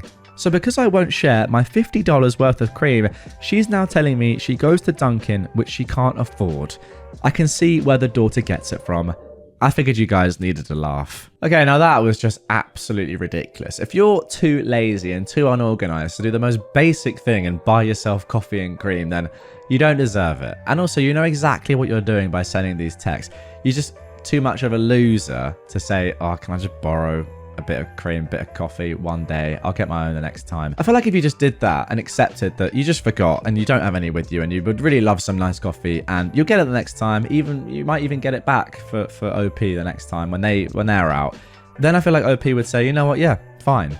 But if you're doing all of this every single day for months on end, and we're not going to get into the parenting side of things here, but the way that you're treating your daughter as her mum is kind of crazy. Like, not even punishing her at all for racking up over $5,000 of credit card debt, and instead saying, nah, just keep paying it, I'll deal with this. Yeah, insane. I don't know. I feel like OP is the sort of person who would say, you know what, yeah, I've got you this time, don't worry. But not with somebody like this, who is just, yeah, beyond helpless. Now for our final entitled parent story of this episode. Entitled parents think they own my apartment and had no regard for boundaries. I remember when it was my brother's graduation, and my mum insisted that I attend family events. I had just finished freshman year and gained 20 pounds from depression and isolation. I thought about transferring colleges and giving up my scholarship because that is how much I hated my college. Nevertheless, I attended his graduation because my mum insisted. I stayed at his place for a week before my mum joined us from another country. I started shedding a lot of hair from stress and depression, but I had no idea. Since I was sharing space with him, I had little space to put my belongings. My hair shedded in the bathroom, but I didn't notice it, and it happened for a couple of days where my hair sat in the bathroom. Without warning, my brother aggressively pushed me to the ground and started yelling why I didn't clean up. He also screamed again because I spread 2 books, a laptop and snacks on his desk to work on my transfer essays. He kept pointing at my thighs and laughing. The whole graduation trip, which I came for my brother, turned into emotional scapegoating. I told my mum about this, but she shrugged and said, his place, his rules. I failed my college transfer, was extremely exhausted, and I suffered 4 years of college. Now fast forward 10 years and he got married. My brother and I were not on good terms and we'd stopped talking. I have my own apartment and I've always avoided family problems when my mum visited me. Now, she brought with her my brother's wife because she was working in my neighborhood and decided to tag along. I told my mum in the lobby that I don't welcome her, but she brushed it off and said, come on, she's just family. My mum kept pushing to let her and the wife in, and I had to push them back away from the door. I finally snapped. My whole family started knocking me after this incident. My brother even said he's going to name his child after me, and they all started laughing. They've got no respect for me and my physical boundaries at my own apartment, including my mum. What happened to her house, her rules? My mum just shrugged again and said, oh, don't you worry, she doesn't even want to come to your house. What the heck is wrong with her? Yeah, pretty sad way to end this episode, not gonna lie. I mean, that's not really entitled, that's just bullying. Like, you're just being bullied by your whole family, and it sounds like you have been your entire life. Can't really sugarcoat it, my friend. I mean, the easy option, I guess, for me to say when I'm sat here in my room is just say, yeah, cut them off, because they just sound like terrible people. I don't really know how easy that is in reality, but yeah, you are just being bullied by your own family. I mean, guys, comment down below. Isn't that just what's happening here? I don't see any other way in which that's not what's going on. So, yeah, pretty tough, but hey, pretty brutal end to this one. Parents had me sign over $200,000 of inheritance. When my grandfather died during COVID, I received a legal document asking to sign over $200,000 from my grandfather's insurance policy so my parents could receive that as well as their $200,000. My brother also received a letter. My parents didn't talk to me about this, so I sent a text asking about it, and I got a response saying I needed to sign the money over because my grandfather spent all their inheritance at the end of his life. They were entitled to his insurance policy because they needed a house. I did, and now I regret it. I tried to speak to my brother about it shortly after I signed, and he immediately told my dad, and I got a nasty email from him saying if I didn't move on from it, the relationship would be irreparable. It was very hurtful. My parents ended up buying a really nice house and are set for life. They've treated me pretty badly ever since too. My brother helped sell everything in my grandfather's house and the actual house as well, and I'm sure he got money because he also bought a house during this time. My brother was very abusive to me during this, micromanaging what I took. My father put him in charge of his estate, saying I could only take my grandmother's clothes, but I'm not allowed to sell any of them. My grandmother had died 10 years prior. My brother actually screamed and yelled at me one day because I went to get her clothes without asking permission. So he locked me out of their house, then accused me of weird things like stealing stuff after he'd locked me out. At the time, I decided to detach myself from the situation as it was causing emotional stress, and this was during the COVID lockdown. Now, I've been having difficulties finding a place to live. My son, husband and I keep moving into moldy apartment after moldy apartment the last few years. It never ends. We cannot afford to rent a house and we're struggling. My parents, though, don't want to hear my struggles. They get mad and gaslight me like I'm making these problems up. Our last move 2 weeks ago was from rainwater coming through the ceiling. I talked to my mum yesterday and she was saying that she didn't understand why we moved and said she felt sorry for my husband. I went off on her and I brought up the money for the first time, then I hung up on her. It's been almost 4 years and only last year I realised what a terrible mistake I made. I don't know what to do except just completely detach from them. I sent my aunt a message, who also received $200,000 and was well off beforehand, asking why I was asked to sign the money to my parents. It was their decision and no one has had the balls to explain it. So am I wrong to even bring it up now? Oh, what a tragic start to this episode. I mean, that is just brutal. I don't think anything can be done. I don't think you're wrong to bring it up now and to get some form of emotional justice, I suppose, by having people tell you and you now finally understanding, OP, that what happened was horrible and so unfair. But in terms of like the legalities of this, I feel like unless you can prove that you were forced to sign this over under duress, there's nothing you can do. Like, your parents just played you. They manipulated you. I can't quite believe it, but yeah, legally, I think you're in the mud. Listen, cynically, I could sit here and say, what were you thinking by doing this? But, you know, you're a kid and your parents are your parents. Throughout your entire life, you're told, like, listen to your parents, they know best. And you were probably just doing that. But I don't know, maybe you're just being naive or just didn't understand the brutality and the truth of the situation. But my goodness me, you know what, maybe it is worth getting a lawyer involved just to see what could possibly be done. I hope for your sake that something can be, but I just don't think it can. Now moving on to our second entitled parent story of this episode. My entitled mum wants me to pay my creep stepbrother's student debt. I am a 29-year-old woman and I have an older stepbrother, Chris, who is 42, who's been a nightmare since the day my mum married his dad. Let me give a bit of background. Our parents married when I was 4 and he was 17. Both our parents were widowed. After their wedding, we moved to the US since my mum had American citizenship through marriage. I was born in the US too, but after my dad died when I was 1, my mum and I moved back to Colombia. Stepdad got his residency through marriage and my stepbrother because he was a minor. Now, my stepbrother wasn't a big fan of me. My only memories of him are just constant bullying. He'd be left in charge of me since he was studying locally and lived with my parents, but mostly his babysitting really meant things like locking me in the guest bathroom or the shed outside. He'd steal my lunchbox whenever he was the one who dropped me off at school. He even began to harm my pets. I have an old cat that has been with me for almost 22 years. He tried more than once to run her over with his car. My parents never believed any of it. He's the classic golden child. My mum absolutely wanted a son instead of a daughter, so my stepbrother took priority over me. The bullying just kept getting worse and creepier. He had this long key for the bathroom.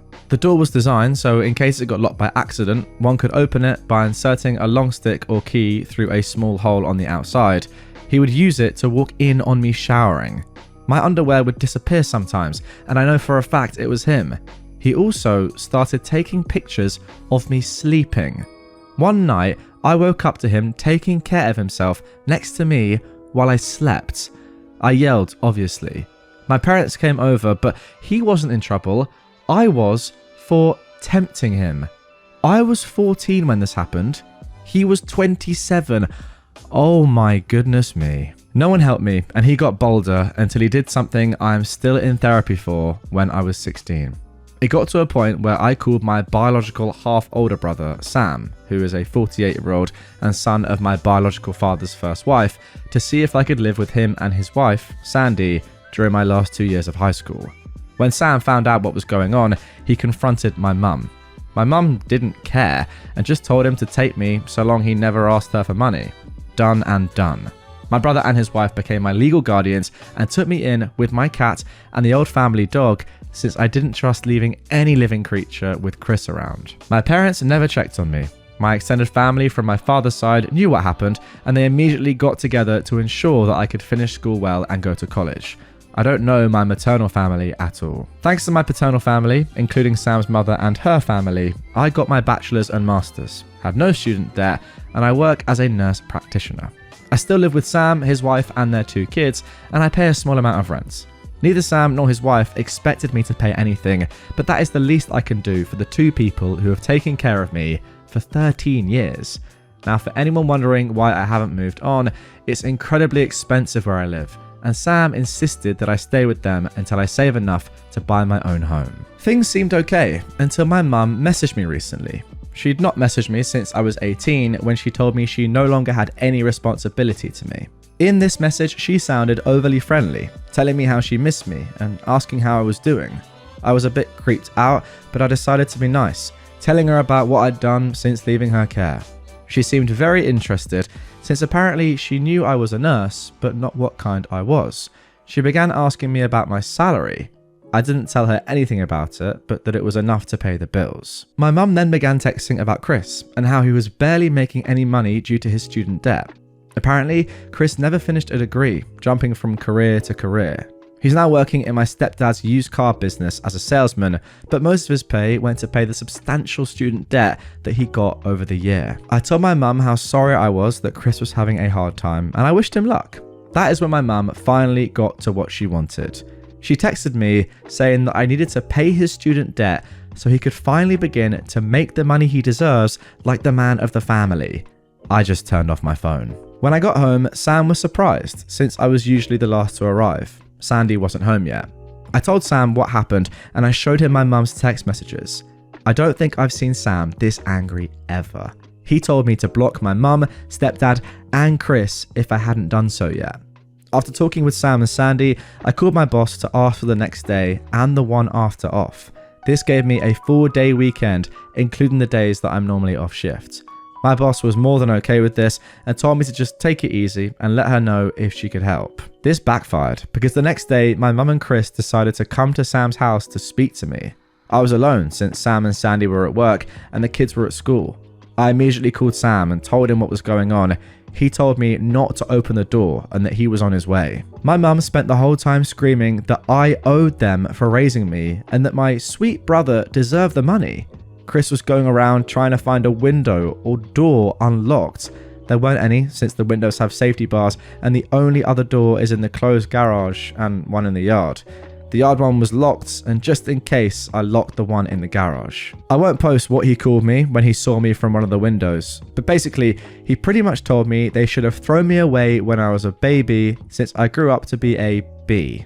He pounded in one of the windows so hard that he actually cracked the glass. Eventually, he gave up and went back to the front door, clearly trying to kick it down. I didn't have anything to worry about. The door was a security door, but I was still very scared. Between yelling, threatening, pleading, and insults, I finally heard Sam screaming to them to get lost. I only saw things from the window. Sam pretty much dragged them both off the porch. They got to a point that I couldn't hear, but I saw my mum and Chris pale and look scared before they pretty much ran to their car and drove off way past the legal speed limit. Sam came in a little bit after and immediately went full overprotective brother mode, asking me if I was okay. He kept saying sorry and hugging me. Sandy arrived almost immediately after, and she looked like she was about to commit a felony. Apparently, Sam threatened him with filing charges for what he did to me when I was 16. My brother's ace, my stepdad, was willing to testify against his own son. That seemed enough to get Chris off our backs, but not my mum. Since then, it's been 3 days, and my mum has sent texts, called non-stop with various numbers, and rallied a group of people who are supposedly my maternal family to harass me for money. She claims that money should legally be hers since she's my mother, that it's my late father's missed child support. Sam's helping me find a lawyer to get a restraining order on my mum, and I plan to take my stepdad's offer to testify by pressing charges against Chris. I can't say I can forgive him for not stopping his son, but I appreciate that he's at least trying. I don't know the details, but Chris did something to a relative of his dad, and since then they had a really bad fallout.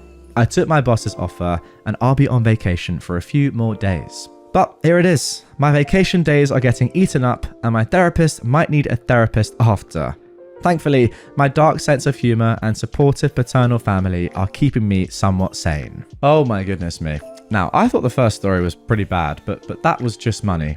This is way, way worse. I mean, look, getting financially ruined by your parents is one thing, as we saw in the first story, or them stealing money from you, in effect, is one thing. But this, the horrible, traumatic stuff that has happened to you, that yeah, as you say, is the reason you're still in therapy now. Then the money on top of that, goodness me. I mean, this is just worse. Wow. I mean, let's just focus on the money for now. Yeah, with that, I guess just make sure that you have security measures put in place to make sure that that can't be taken from you. But that's just a minor thing, I feel like, at this point. The rest of this stuff is just insane. These people aren't just entitled, they're literally like disgusting. Worst of the worst, should be in prison sort of level. Let's be honest. I mean, there is some illegal stuff here that's happened. That's kind of clear. I will say it does sound good that you have people now that you can actually trust. Sam and his family. I mean, that's just brilliant that they're coming in and helping you. It's about time, is all I'll say, because your mum and your stepbrother are two of the worst humans that I've ever come across. Now for our final entitled parent story of this one. My mum stole my money that I've been saving for a month. I've been working every single day for a month without a day off because I wanted to go on a vacation with my friends after graduation. I worked so hard for this. I was saving cash in my drawer and there's a lock on it, so wherever I go, I take that key with me. But today, my stupid butt forgot the key on the dining table. I went to the bathroom to shower. Nobody was home except my mother and me. My siblings were at school in an exam, so when I finished showering, I saw the keys at my room and I didn't care. I thought maybe I'd moved them before I went to the bathroom. Then I prepared my desk to study. When I finished studying, I thought maybe I could go and hang out with my friends. So I opened my drawer and the money was gone. All of it. Nothing left. So obviously nobody's home except me and my mum. I confronted her as calmly as I could. And I said, "Did you open my drawer?"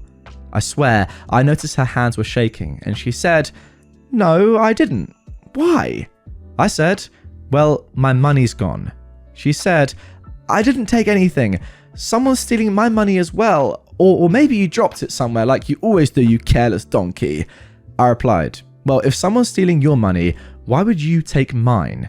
"You don't dare talk to me like that. I'm your mother. Close the door and get out of my sight before I pray that you fail your exams. What are you going to do with money anyway? You're still young. Money comes and goes." I didn't know what to say, and I went back to my room and texted my dad and told him what happened, and he still didn't respond to me. My final exams are in 2 weeks and I can't work anymore. And me and my friends, were planning that on the last day of the exam, we'd head straight to Sharm el-Sheikh.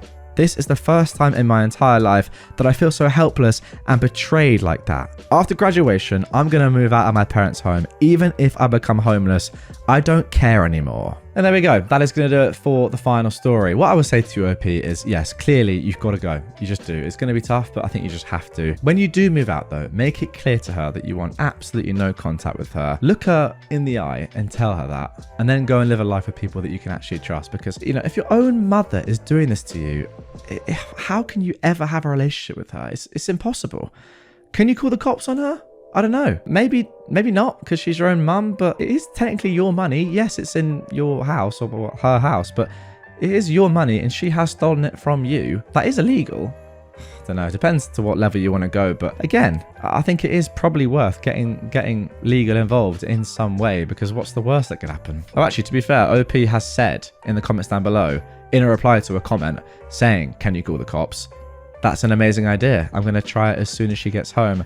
Thanks, man. Well, there you go. I mean, I will say, even if you don't get anything done, like, you know, legally, telling your mum that you've called the police on her and being completely serious with her might make her just give it back to you anyway. Now, yes, that's not going to solve all your issues, but at least you'll have the money back. Hopefully she'll just crumble and say, oh, don't worry, don't involve the police. Please, you're my son, etc., etc. Here's the money. I'm so sorry. Now, still move out, still get rid of her, still never talk to her again. But yeah, at that point, at least you have the money. Or you can go the other way and don't tell her and then just have the police come around and arrest her and charge her. That's the level. I mean, it's up to you where you want to go with this. But the more I think about it, the more I feel like police need to be involved. My entitled brother threw a massive fit just because he was mad I bought a house. Yeah, so I'm aware of several similar stories involving entitled family members wanting houses they have no claim to. But I guess this stuff really happens. And it's no picnic when it does. I suddenly became a homeowner some time ago because a friend of mine's grandfather was moving to Florida and his house was ripe for picking. I knew the old man well. RIP, he passed a few months later from a sudden stroke. Anyway, he offered the house and property to me for $200K. I practically ran to the bank to apply for the loan. The house is a manufactured home from the 80s, but it was remodeled repeatedly by the former owner and has a separate garage building. The home and property could have gone for more, but he offered the house to me because he knew I'd take care of it. I had $30K saved that made a good down payment, and I was happy to leave my apartment. I'd wanted to eventually move out of there after what my cheating ex did anyway, but that's a story for another time. As for my brother, well, he went bonkers when he found out I bought a house. He had this repeated history of copycatting me for the past decade, but there was no way in heck he could copycat buying a house with his terrible credit and inconsistent income, and he got in an argument with me over how I was just trying to make him look bad by doing something he couldn't. No, I just wanted a dang house, and the price was too good to refuse. Then he told me I should have turned it down because he had no good reason. I could practically see his screws getting looser with every dumb excuse he made as to why I shouldn't have done it. But I pointed out all those excuses were just because I did something he currently can't. And when I bought the house, it had nothing to do with him. I just wanted to be a homeowner for the security and extra space. I finally don't have to store my camper at my parents' house, and I have a garage that I can store stuff and tinker in. I bought a camping cot, he bought a camping cot. I went to the gym, he went to the gym. I bought good booze, he bought good booze, or stole it from me. I bought a new TV, he bought a new TV. I bought a truck, he bought a truck. I bought a camper, he bought a camper. I bought a used portable DVD player. Guess what? He bought a used portable DVD player. I went camping in a specific place, he went camping in that specific place. I bought a house, he 404 error, insert tea kettle noises and Benny Hill chase. He also acted like a complete child towards me when he built his mini ram thing. He actually confronted me and said it was cooler than my boring Tundra because it was something original. I swear, he did the dumbest mods to that vehicle, like putting twist studs in the suspension coils to raise the ride heights. Well, after weeks of openly fuming about me being a homeowner, my brother suddenly acted like he had another brilliant idea. He wanted to move in with me. I laughed at him. Then he ended up demanding that I rent one of my rooms to him, and for only $200 a month, utilities included, because he shouldn't have to pay any more than that since we're family. He flipped his lid when I said, "Frick no." Then he got our parents involved again. Only this time, they actually sided with him at first, though it was mainly our mother. She and my brother showed up, demanding I let my brother move in, and my brother had a poop-eating grin on his face that I could tell he was thinking he was getting his way thanks to Mummy Dearest. I said, "F no" to both their faces, and my mother cried that I was using foul language to her and being a jerk when I had the space now. I called my dad, and he told my mum that he'd warned her I wouldn't do it, and to leave me the heck alone. Mum whined that my brother was living out of his camper next to a shabby house he was renting space from. But I said that wasn't my problem to fix, and my brother has proven countless times that he cannot be trusted. My brother was fuming to the point of being red with veins popping out. My mum tried one more time to convince me with tears, and that just made me angrier. I went on a rant that was something like this. Bro can't buy a house, so he wanted to invade mine. I refused to ever live with my brother again. I would sooner live in the woods without electricity than with him. He's intentionally irritating as heck, and if I had him as a roommate, I just knew he'd steal my booze, take my stuff, and invade my privacy non-stop. Not freaking happening. No matter how many tears Mum tries using on me. My mum broke down and finally conceded that she'd never convince me after that rant. And she had to take my brother by the hand and leave with him because he initially refused to go and kept begging her to turn back and make me let him move in. And then I yelled to him that it was a laugh that he called me a mama's boy before, because he'd become exactly that. And this was just at the time he tried to get our mother to make me trade vehicles with him because he felt ashamed to be driving a minivan. He yanked away from Mum, then told me to go and screw myself and the horse I rode in on. I laughed and pointed out I didn't ride in on anything because I was already home, but his rattle-can horse was waiting for him in the driveway. He flipped his lid again and looked like his head was going to explode, but Mum got in front of him and told him to just go. Then he drove off in his rattle-can Silverado without her. He'd driven her there, so then I had to take her home. While taking her home, I made things very clear with my mother over why I could never trust my brother again, and his life was not my burden to bear. And then I told her how little my brother was offering for rent anyway, which he'd conveniently not told her. Then I later rented that same room to one of my best friends for $600 a month, and he pays for utilities. The other two rooms are my bedroom and a home office. There's an extra room in the separate garage too. So, my mother tried to make me let my brother live in the garage instead. There's enough room in its storage room for a bedroom. Again, I said frick no, and that's since been turned into another friend's rented room with a bit of plywood remodel. Yeah, I kind of rented both the spare bedroom and garage room out to friends out of spite, but I wasn't letting my brother live with me in any capacity. And also, to be fair, if you are able to do that and then make some more money, why would you not do that? It's so good. Yeah, you have the spite on the one hand, but also you're making money to pay back your mortgage. It's brilliant. And you don't have to live with your brother. It's a win-win-win. My brother later ended up having a complete meltdown in front of our parents over how he's the older brother. He should be the one who owns a house first. He's supposed to be successful, and I'm supposed to be the big loser in his shadow. Our dad poked him with his cane and told him that's not how life works, and they had a big argument. They told him to get out and not come back until he's cooled off, and learn that he's just being a pointlessly jealous jerk. Now, the next part I post, my brother did the dumbest thing of all. Okay, so there we go. Don't worry, we are going to get into that second story, but just off the rip, after looking at what I've just seen there, what a terrible person your brother is. I'm thankful, to be honest, that your dad isn't in the same vein as your mum and enabling this behavior. You can definitely see where your brother's got this entitled mentality from. It's definitely not from your dad. But yeah, I'm happy that at least one of your parents is sane. I think this is just typical golden child syndrome. He feels like the most important person in the family for some reason. Maybe he has been enabled in the past by your mum, but yeah, the quicker he learns that that isn't the way the world works, and your dad's right, like poke him with the cane again. It doesn't matter how old you are. It's about what you do in your life and how successful you've been, and if you have the money to buy a house, go and buy a house. I mean, you can buy a house at 18, you can buy a house at 90, you know? It doesn't matter. It really doesn't matter. If you got the money, do it. There's no rite of passage. There's no, oh, I'm older than you, therefore I have to buy a house first. If you had the means to do it, you would have done it. but you didn't. That's tough. So anyway, here is that second post which OP referenced at the end of his first one. The time my brother got petty revenge on a neighbor with a chocolate turd. Yes, a chocolate turd. When my brother and I were growing up, he wasn't so bad. We had at least 4 different families live in the house next door since it was a rental. Well, the family that lived there around the time I was 12 were just awful people. And they intentionally trained their dog to poop in other people's yards. My dad hashed it out with them many times and even threatened to call the cops. Now, the kids of these people were also brats. They were 2 boys like us and of similar ages. They stole our bikes for a joyride since they'd broken theirs. My dad had to make the parents return our bikes, and then we got called snitches.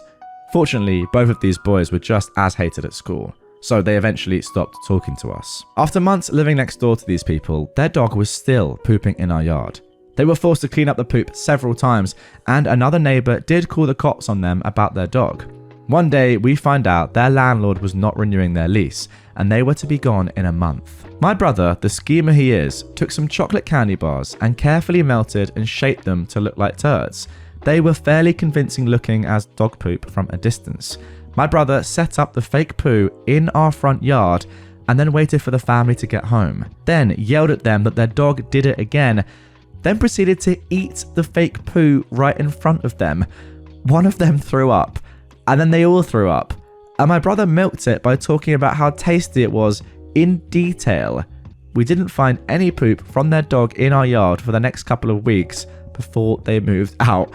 That was really not what I was expecting, but wow, phenomenal from your brother, I suppose. Although really quite weird, to be quite honest. Okay, so yeah, a slightly different second story to the first one there. And I've got to say, I put some respect back on your brother's name after that. That was good. Now, again, I've got to say, a little bit weird. However, at least it's like funny rather than just going crazy and saying, oh, my brother's got a house before me. No, I want that house. I want to move in for next to no money.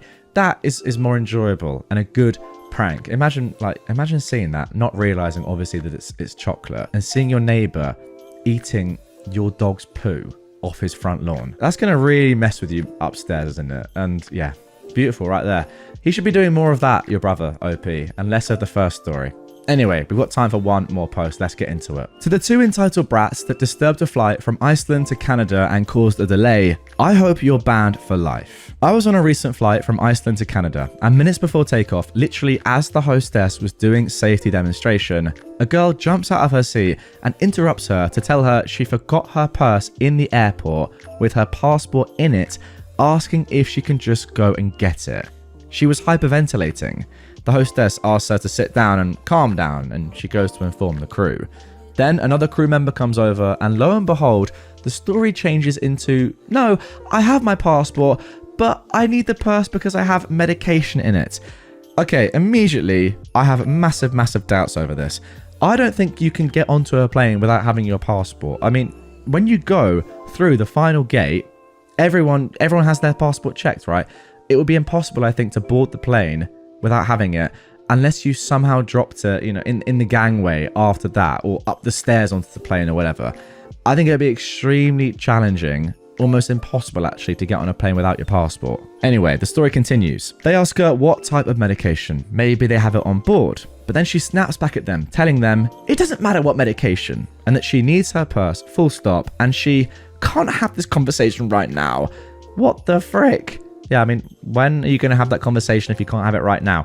Isn't this the perfect time to have it? Later, they informed her that the ground crew searched the gate where the girl told them the purse would be, but they found nothing. Then it got worse when her brother jumped, screaming at the crew, saying he can go and look for it. We were literally in take-off position, away from the gate. The crew informed him that they can't allow him to do that. Then he charged out of his seat, demanding to speak to the pilot, saying, I'm a pilot, and I know what can be done. The audacity. So after 45 minutes, the guy comes back, grabs his carry-ons and his sister, and left the plane after making a pathetic little speech saying his sister could not have survived the flight without the medication. At this point, everyone else on the flight was just like, get the frick off, dude. No one wants to hear this trash. Later on, the captain informed the passengers that they were kicked off the plane because the purse was found, but there was no medication in it. And then the crew had to manually confirm the belongings of everyone on the plane to make sure these two did not leave anything suspicious behind, causing everyone to freak out over a potential security threat, considering the BS story the two morons told. Oh my gosh, that is such a good point that I didn't even think of. Yeah, it makes complete sense. That would take ages. So the whole ordeal caused the flight to be delayed by an hour or so. But it was infuriating to see how rude they were to the lovely crew and how entitled they thought they were to everyone's time. It was a packed flight with families and kids on board. She probably just didn't want to lose her purse, knowing that if she made up a whole sob story, they'd just go and get her bag and hand it to her, no questions asked. Keep them off flights, please. Yeah, I agree. It's definitely people like this that should be banned from flying. It's just so entitled, so selfish. You just have no right to ruin everyone else's day and flight just because you were stupid enough to leave your purse behind in the airport. That's on you. It just is. Also, who knows? I mean, if you do the right things and yeah, fair enough. Say to the staff, oh, I made a mistake. I left my purse at the gate. Can you just ring and have someone collect it and then I can get it another time, or it could be sent to you, whatever. That's fine. But don't ruin everyone's day and cause the plane to be delayed and, you know, all this other stuff just because you're an idiot and left a belonging of yours behind. I mean, yeah, the top comment here literally is, the irony is, if the purse was going to be found, as it was, the airline probably could have arranged to have it sent to them on the next flight. They didn't need all that drama. Exactly. It doesn't even matter like that much. You'll get it back. Why lie about first your passport being in it, then life-saving medication that clearly was absolute BS? It's just all a load of rubbish. And yeah, I genuinely do think they should be banned, at least from the airline. Ideally, from going anywhere on a plane ever again. I'm not sure logistically if that's possible, but you know, it should be. Karen tries to stop a homeless man's cookout. Now I'm frustrated. I am homeless and don't have many options food-wise. Like the rest of the world, I have the same options: eat out or cook for myself. Restaurants are way out of my price range. The cheapest thing on the menu at a fast food place is enough to feed myself for an entire day from a cheap grocery store. My options to prepare my food are limited. I don't cook back at my camp. It's too dangerous and attracts too much attention. So I use the fire pits located in many of my city's parks. FYI, they are legitimate fire pits meant for picnics and for the public to use. Today it was going to rain very early, so I went to the pit I use regularly to cook my breakfast, lunch, dinner, whatever it is. I only eat once a day, early. I got to the pit around 3:30. I wrapped my foil pouch, made of potatoes, carrots, and lunch meat foil bake. I had the fire going and my food in when this male Karen aggressively walked towards me and the pit with a cell phone to his ear. He came up screaming, "What the frick are you doing? What are you doing? That's a freaking fire. What are you doing?" I said, "I'm cooking dinner." The guy yelled at me to put the fire out, saying it's against the law. Now, this isn't the first time I have dealt with a very similar situation. I told him to eat a D and beat it, and to his credit, he left. Until the fire department showed up. They came to put out my fire. I talked with them and they said the police were on the way as well and that I could be fined $500 for having a fire in a non-designated place. I said, "Isn't this one of the places? Look at the fire pit." Well, they decided to wait until the police came. The cops asked me what's cooking.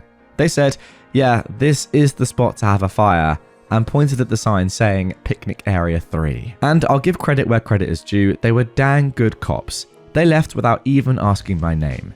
P.S. My meal came out fantastic. Okay, so there we go for the first story. And look, even if this guy genuinely did think that, you know, you're not allowed to do barbecues or use public fires or whatever, clearly, first of all, he was absolutely wrong in that. But even if he did think that you weren't allowed to do it, just why get involved?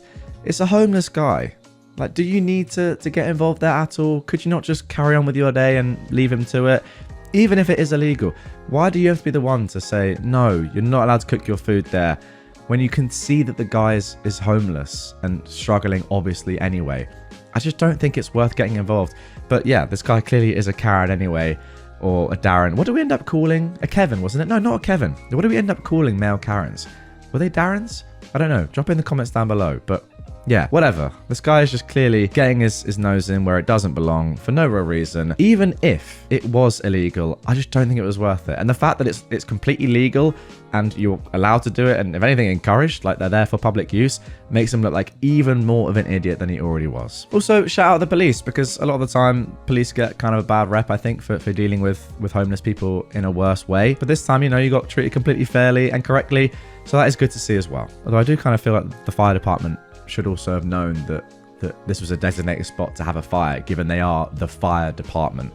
But hey, we can't have everything, can we? Now moving on to our second story. This is actually the last story of this episode. It's a long one, so get locked in. It's very, very juicy.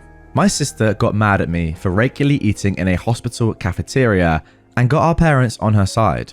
The rest of the family laid into them for it. So my sister decided to prank me as revenge by literally having my bike stolen and dumped. I nearly called the cops. I really apologize for the length of this post. First of all, do not apologize. The longer the better in my opinion. But writing down all the details took way longer than I thought. And this situation was downright crazy. I never thought my sister would do something like this. Not too long ago, I, a 23-year-old man, posted in r/AmIThejerk for advice because my parents and sister were angry at me for regularly eating in a hospital cafeteria because it's close to my work. Now, I enjoy the peace and quiet there on the days that I do show up to eat, but this situation escalated so radically that I can't believe something so dumb actually happened. My sister did the pettiest thing she's ever done to me, and for completely undeserved reasons too. When my sister found out I was eating at the hospital cafeteria, she went off on me over how that food is just for people who are at the hospital because they need to be. We ended up in a big argument about it, in which I told her it wasn't like I was taking food from the mouths of patients. Then she went to our parents to get them on her side like always, and they immediately sided with her just like I thought they would. They backed her up on how the hospital cafeteria was not a place to go eating casually, and we had a big argument. They spent days hounding me and telling me I was wrong and demanding I stop, so I went to Reddit. And here I learned that not only was I not doing anything wrong, but it's a very common thing for people to go eat at hospital cafeterias just because they like it. Now I have to interject it and say that what your sister is saying here, OP, is possibly one of the dumbest things I've ever heard. You're not taking the food that is given to patients. You're going into the cafeteria where you have to pay for food. It's a place for visitors of patients. It's a place for anyone, it's a public place. The one thing it isn't for is for patients of the hospital because they are getting food in their rooms, in their beds, aren't they? I mean, unless I'm just misunderstanding the situation here, at least in England, where I live, the cafeteria that is, there when you go into a hospital is completely public and it is for anyone and you have to pay for the food. It's very separate to the food that patients get. Anyway, OP continues. I hope the situation would just fade away. But a few days later, my sister called me asking me if I'd stopped eating at the hospital. I said no, and then it all started again. My parents then called me fuming, acting like I was supposed to stop going because they said so. I reminded them that I don't live under their roof anymore. And this is exactly the kind of reason why I moved out. They take my sister's side in almost everything. They huffed and puffed about it. This time the fight didn't stay at home though. Other relatives found out because my sister tried to broaden her support. She was so dead set on enforcing her will upon me that she went looking for help from other relatives. But our parents were the only ones on her side, and my uncle personally admonished my parents and her over the phone for it once I told him what actually happened. He told them they were only siding with my sister because she's their favourite, and that they're terrible parents for ever playing favourites in the first place. Then my cousin went to eat with me at that hospital cafeteria and said that he'd like to go there once a week too, as he also works nearby and cycles everywhere. We've run into each other at lunch there once already since then. He was actually rather pleased to find out the food was made healthier than most other places. He's a bit of a picky eater. So this place is kind of like his new lunch hangout. And my sister, of course, got even angrier after finding out there were other people in the family eating at the hospital now too. I really hope that this ends up with your entire family, apart from your parents and your sister OP, eating at the hospital as much as possible. Once outed, my parents backed down due to embarrassment. They apologized to me and gave me some malarkey that they honestly thought eating at a hospital was weird, and that they felt like they just needed to defend my sister. I told them they'd been placating my sister for so long that it's all they do whenever she starts something with anyone. She's been treating me like a condescending control freak and a bully since we were teenagers, even though I'm older, and they just kept enabling that. But I won't put up with it anymore. My parents ended up conceding and apologized. Then they made my sister apologize to me too, and I could tell she hated every second of it because she tried to speak through her teeth at first. Later on, my parents invited me to dinner as another form of apology, but it felt more like a show to look good to the rest of the family because they told everyone about it before it even happened. The dinner was great, I can't deny. My parents had cooked a turkey, arguably one of my favorite things to eat. I love the drumsticks slathered with gravy. Yeah, I'm kind of a pig when I eat them, but I can't help it. My sister always thought it was hilarious and was one of the few things I didn't mind her laughing about. So I thought nothing of why she was so giggly at dinner. Later, after dinner, I noticed that my bike was missing. I parked it in the backyard out of sight, but it was just gone. I freaked out because it's my only mode of transportation. My parents did panic a bit with me, but my sister seemed just the opposite. She actually looked happy and was still giggling. I immediately suspected her, but she played innocent. She even gave the "I can't believe you think I'd do something like that" line. I already know that she's extremely petty, but this was a whole new level of it for her. So I said that I was going to go over to the neighbor because I know they have cameras and they'd have seen what happened. And then I'd call the cops. My sister, of course, suddenly looked panicked, and I got mad and said I knew it was her, and I demanded my bike back. She started crying, saying she didn't do anything, and then our parents, of course, immediately took her aside, scolding me for daring to accuse her. So I had enough and said I was going to the neighbors to ask to check their cameras, and then I'd be calling the police. My sister finally fessed up and called me to come back. The looks on our parents' faces after they just defended her were priceless. My sister said she was just so angry at me for having made her apologize for something she still believed she was right about. So she planned to have a couple of her friends come and grab my bike during dinner. She said her friends were in a minivan with it just down the street. She then started saying that I couldn't call police on her anyway because I'm her big brother. Our parents backed that up too. But I pulled out my phone and started marching outside again. They ran after me with my sister begging and crying for me to stop. I called her a brat, and then I told my parents I couldn't believe they were still defending her when she was acting this way. Our parents finally hit their enabling limit with her and told her to make her friends bring my bike back immediately. She got on her phone while sniffling and called her friends up. But then she suddenly ran into her room to talk to them. I couldn't hear a thing she said through the door because it was all whispers, and our parents looked very worried too. My sister would never have willingly admitted that she had my bike stolen. She just kept sobbing that it was only a prank over and over again, and she also kept using the excuse that it's just a cheap bike anyway. I bought it used some months ago for $50, but it's in great shape and it's my main mode of transportation, and this is me saying this now, guys. It doesn't matter how expensive it is, she still stole it from you. My sister kept looking at our parents to back her up, and that time they just couldn't. So she just slumped down in a chair, hugging her knees and waiting with the rest of us. She looked increasingly freaked out the longer her friends took to bring my bike back and was repeatedly texting them. Even though my sister said her friends were just down the street, it took them roughly an hour to bring my bike back. They finally pulled up in the minivan with my bike shoved in the back, and it was completely soaked and all muddy, like it had just been pulled out of a wet, muddy ditch. The bike is a 700C, so it's too tall for either of them to ride. So they just drove right up and stole the bike by dragging it into the van as fast as they could before taking off. I say they stole it because I was almost certain in the moment that my sister had told them to dispose of my bike. Had I not pointed out the neighbors have cameras, I may not have gotten it back. When her friends did finally arrive, their legs were all muddy and wet, nearly up to their knees. They both begged me not to report them to the police for taking the bike. I asked while recording them to tell me the truth, and I pointed out the neighbors have cameras. Did my sister want them to get rid of my bike? They broke down and said yes. My sister wanted them to take the bike, dump it in a pond a few miles away, and then they had to go back and get it when they realized they were caught. My bike had been near completely submerged in muddy water. Thankfully, I didn't have many added accessories on it other than a detachable headlight and my water bottle, but the water bottle was missing. I wasn't surprised by what my sister's friends told me, and I had them tell our parents too. They laid into my sister till she was bawling on the floor, kicking and pounding like a toddler. I'd never seen her act that way since she actually was one, and I found it mortifying that she was still like this on the inside.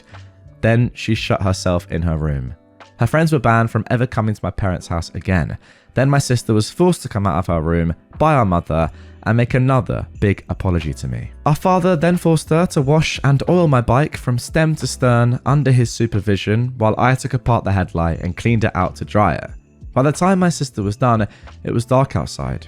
She glared at me like I was the devil when she came back in the house, but our parents shut her attitude right down and said they'd never been more embarrassed by her in their lives.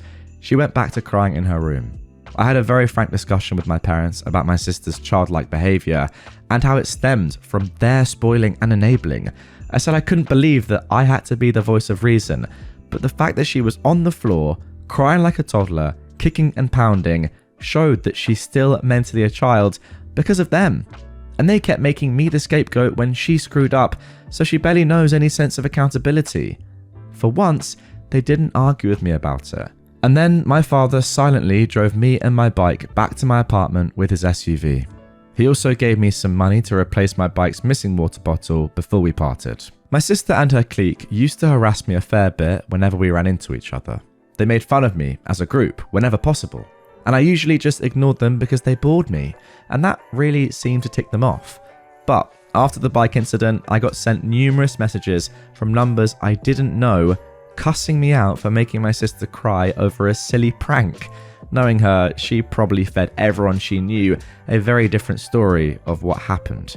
I texted lengthy replies of what actually happened and even stated that I have recordings of her friends admitting the truth. Some people at my sister's college found out what actually went down. Maybe from my texts, maybe her friends spilled the beans, but it's embarrassed my sister so much that she came home having a crying tantrum about how people there were calling her and her friends bees and bike thieves. I may not have gone to college, but I know students who need them are very protective of their bikes. A lot of them live on shoestring budgets after all. My sister says someone even joked they shouldn't leave a bike around her because it might just disappear if she had to apologise to anyone. My sister ended up so upset that she refused to leave her room for 3 days to have her pity party. My parents called me up to try and turn everything on me again. What? I cannot believe that. Really? After seemingly conceding the fact that they have enabled your sister's terrible behaviour, they then revert back to type. I mean, probably I should have expected it, but goodness me. Anyway, OP continues. I reminded them about the discussion we had days before and that they needed to stop babying her and let her deal with the repercussions of her own actions. If she fails her classes again, it's because she's not trying like she should be. Then I went off on them how they were just looking for someone to blame to make her feel better. She made the problem, not me, and I wasn't going to be the one they make the scapegoat anymore. My sister's an adult and she needs to act like it. They sounded defeated and then apologised before ending the call.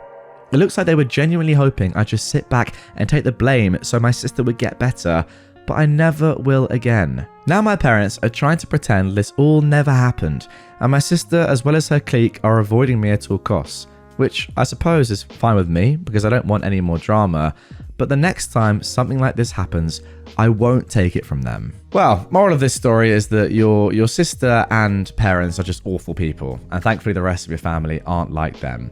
But I genuinely was thinking that perhaps your parents had turned a corner after you're 23, didn't say your sister's age, but after a couple of decades probably of enabling your sister's terribly entitled behavior and just allowing her to just walk all over you. I thought maybe we got to the end, maybe finally there had been some justice and they'd realized, oh my goodness, we've just been terrible parents to her our entire lives or her entire life. But no. Then they came back and said, actually, no, we thought about it and yeah, you were wrong the whole time. Despite us listening to everything you said that was obviously completely factual and correct. Nah, you're wrong. Sorry. We've actually decided that you've treated your sister badly and we've treated her well. And this is all your fault once again. I will say honestly, OP, that just based on your last sentence, when you said the next time something like this happens, I won't take it from them. Are we not at this level yet? Like, wasn't this probably the last? I mean, it has to have been the last straw. She's got her friends to steal your bike and throw it in a pond for no reason. Surely at that point you just have to say, no, I'm done with this, and I'm not speaking to you again or my parents because you're enabling the behavior. And also, her friends, by the way, are as idiotic as her.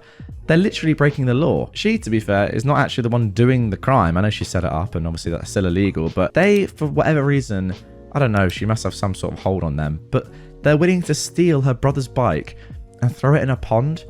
You go to prison for that. They're as idiotic as her. I mean, our whole friend group just seem like idiots. Yeah, terrible people. Your sister and her enabling parents, your enabling parents. Get them gone, is all I can say. Man angrily insists I put a leash on a dog that's not my dog. I was doing my usual evening walk about the campus of Caltech a couple nights ago, with my earbuds in listening to an Audible book. A man stopped right in front of me and yelled, "Take your earbuds out." I took one out. He said, in an aggressive, angry tone, "You can't have your dog off leash here. Put a leash on your dog." I said, very calmly, "I don't have a dog." The man gave this guffaw of disbelief and gestured at something behind me. He said, "Do you have a leash with you? I don't see a leash. You can't walk a dog here off leash." By this time, I had a good idea what was going on. I walk at Caltech all the time, and I see certain animals pretty often. I turned to look, and yes, it was just what I thought. I said, "That's not a dog, that's a coyote. It's a wild animal." For a long second, the man stared at me. Then he stared at the coyote. Then he made a kind of, huh, noise. He turned around and started half walking, half running away from both me and the coyote. I almost called after him, "Never run from a wild predator," but I didn't. Damn, there we go. What a story to kick things off with. And you know what's even better? For those of you watching on YouTube right now, OP's actually posted a photo that they then took of the coyote. They edit to add that this photo was taken at about 9 p.m. It was dark, but because of obviously taking the photo on an iPhone plus some area lighting, it makes it look a lot lighter than it actually was.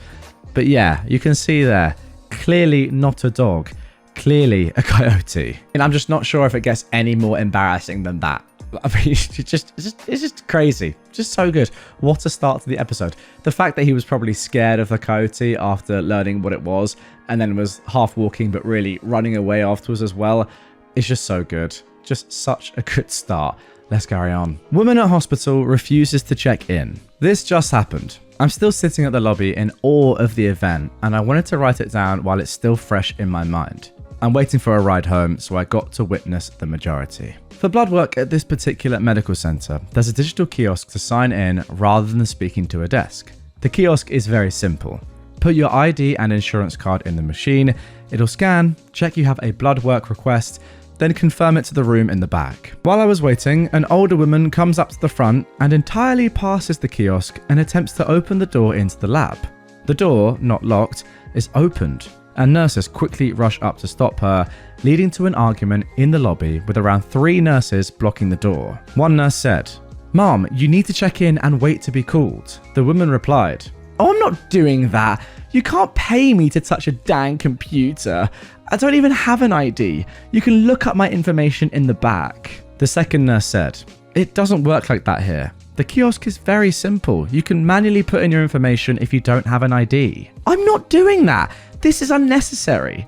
The office in another town over doesn't have one. It's hard enough to put a card in the grocery store machine. Now you're making me do it here?" "We're not that other location though. I'm sorry, but we need you to check in. I can help if you need." "Oh, this is ridiculous. Just look up my information. I'm an old woman. I won't touch a computer. I don't touch a computer anywhere. You can't force me." "Mom, we're not forcing you. It's just how our system works. I can do it for you if you have your information." "Fine, do it then." From there, she proceeds to announce her personal information very loudly, and the nurse inputs it. "Do you have an insurance card?" "Obviously, but I don't have it on me. You can look it up." "Unfortunately, I can't. Our system doesn't work that way." "Do you know your insurance ID?" "Yeah." And then she gives the number. There you go. You're checked in. No problems. Finally. I don't understand why this new generation is making everything so difficult. You can't expect me to use a computer. I wouldn't recommend it to anyone I know or any of these people behind me. For a 1 to 10, I'd give it a 0. I understand, Mom. You're signed in though. You can take a seat now. What? I can't go back? I just went through all that trouble to sign in. I'm an old woman. This is already stressful. There's someone in the back already. You'll be called in soon. I'll make sure to never come to this location again. Hurry it up. So then the nurses went into the back and this woman took a seat somewhat close to me and began talking to the other people in the lobby. Only one other person engaged her and she started talking about pancakes, like she didn't cause a spectacle just now. Is this what secondhand embarrassment is? When she was called, she left her pile of belongings on the chair and went to the back. Okay, aside from the fact that this woman is obviously very, very entitled, I want to ask you guys this question. Do you think that, in the modern day in which we all live, a woman or a man or anyone of a certain age has the right to now say that they don't want anything to do with modern technology and that everyone else should then work around them? Now, I understand when this sort of tech came in, phones, the internet, etc. It was a new thing for everyone. And a lot of people didn't want to learn. A lot of people did learn, whatever. But now I feel like just, the amount of tech that's in the world, that is just the way it is right now. Like, in my GP, you also sign in on the kiosk. You don't go and speak to somebody. That is just a very common thing now. Loads of different places now you have to download an app to order something, for example, or to get in somewhere. I just went to the Euros that are happening right now in the football world in Germany. You had to have an app on your phone to get in. If you didn't have an app, it was impossible. Like the barcode was constantly changing on your phone. That is how, they make sure that people don't get in that don't have a ticket or have scammed their way in or whatever. What I'm saying is it's kind of the modern way. You have to be up to date, at least a little bit, with some form of technology. So I personally think that it's about time this woman changed her ways, and other people like her. Unfortunately, I know people don't want to, but you kind of have to get on board at least the minimum amount with tech. Like, I think that you should have a phone if you can afford one. You should know how to download an app, etc. You should know how to log in, at the hospital on a little easy kiosk board like that. What do you guys think though? Do you think that there should be like an age cutoff, or do you think it's just time that everyone started just understanding that tech really isn't that hard, even if you're old? And I would actually go as far to say as it's her own ignorance, and for some reason the fact that she's proud of not using tech or computers, that it's just working against her when she just needs to adapt and open her mind to the world of tech. Now for our third story. I know it says these deposits are non-refundable. I've been tattooing professionally for close to 2 years, and this is my first time dealing with this particular situation.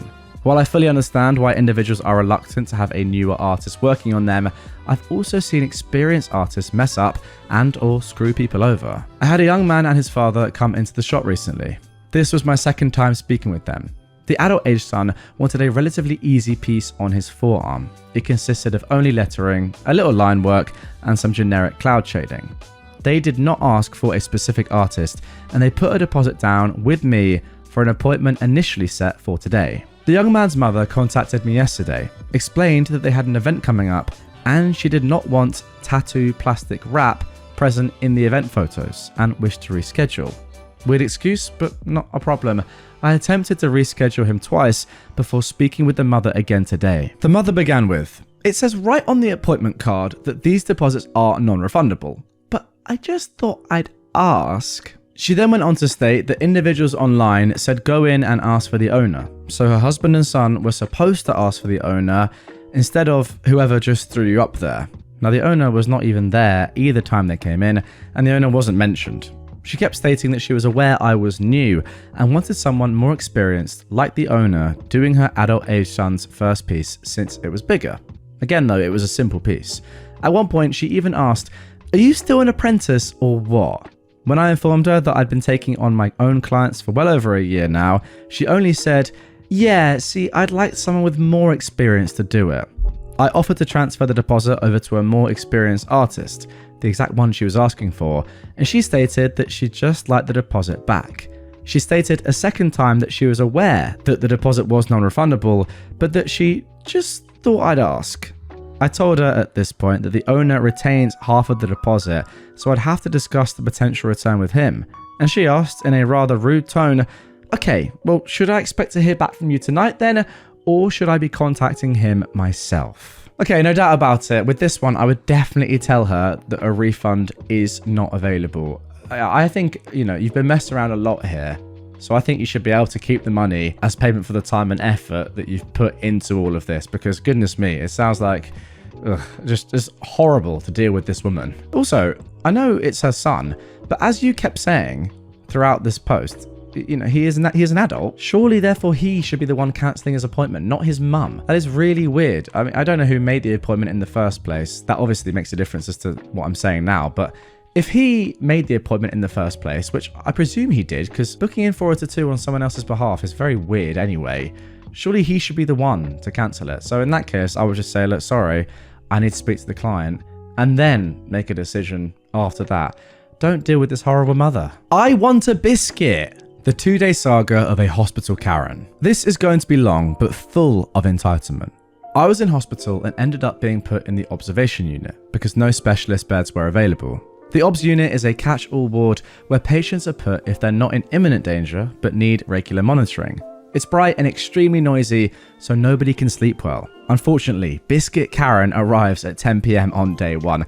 What a nickname, by the way. Why is she called Biscuit Karen? Because she wants a biscuit and she's shouting this loudly enough for the whole OBS unit to hear. Never mind the time or that we're mostly trying to sleep. Never mind that her blood sugar is 8.5, elevated, and she's diabetic, so she really doesn't need more sugar. But hey ho, the long-suffering nurses find her a biscuit and ask her to be quiet.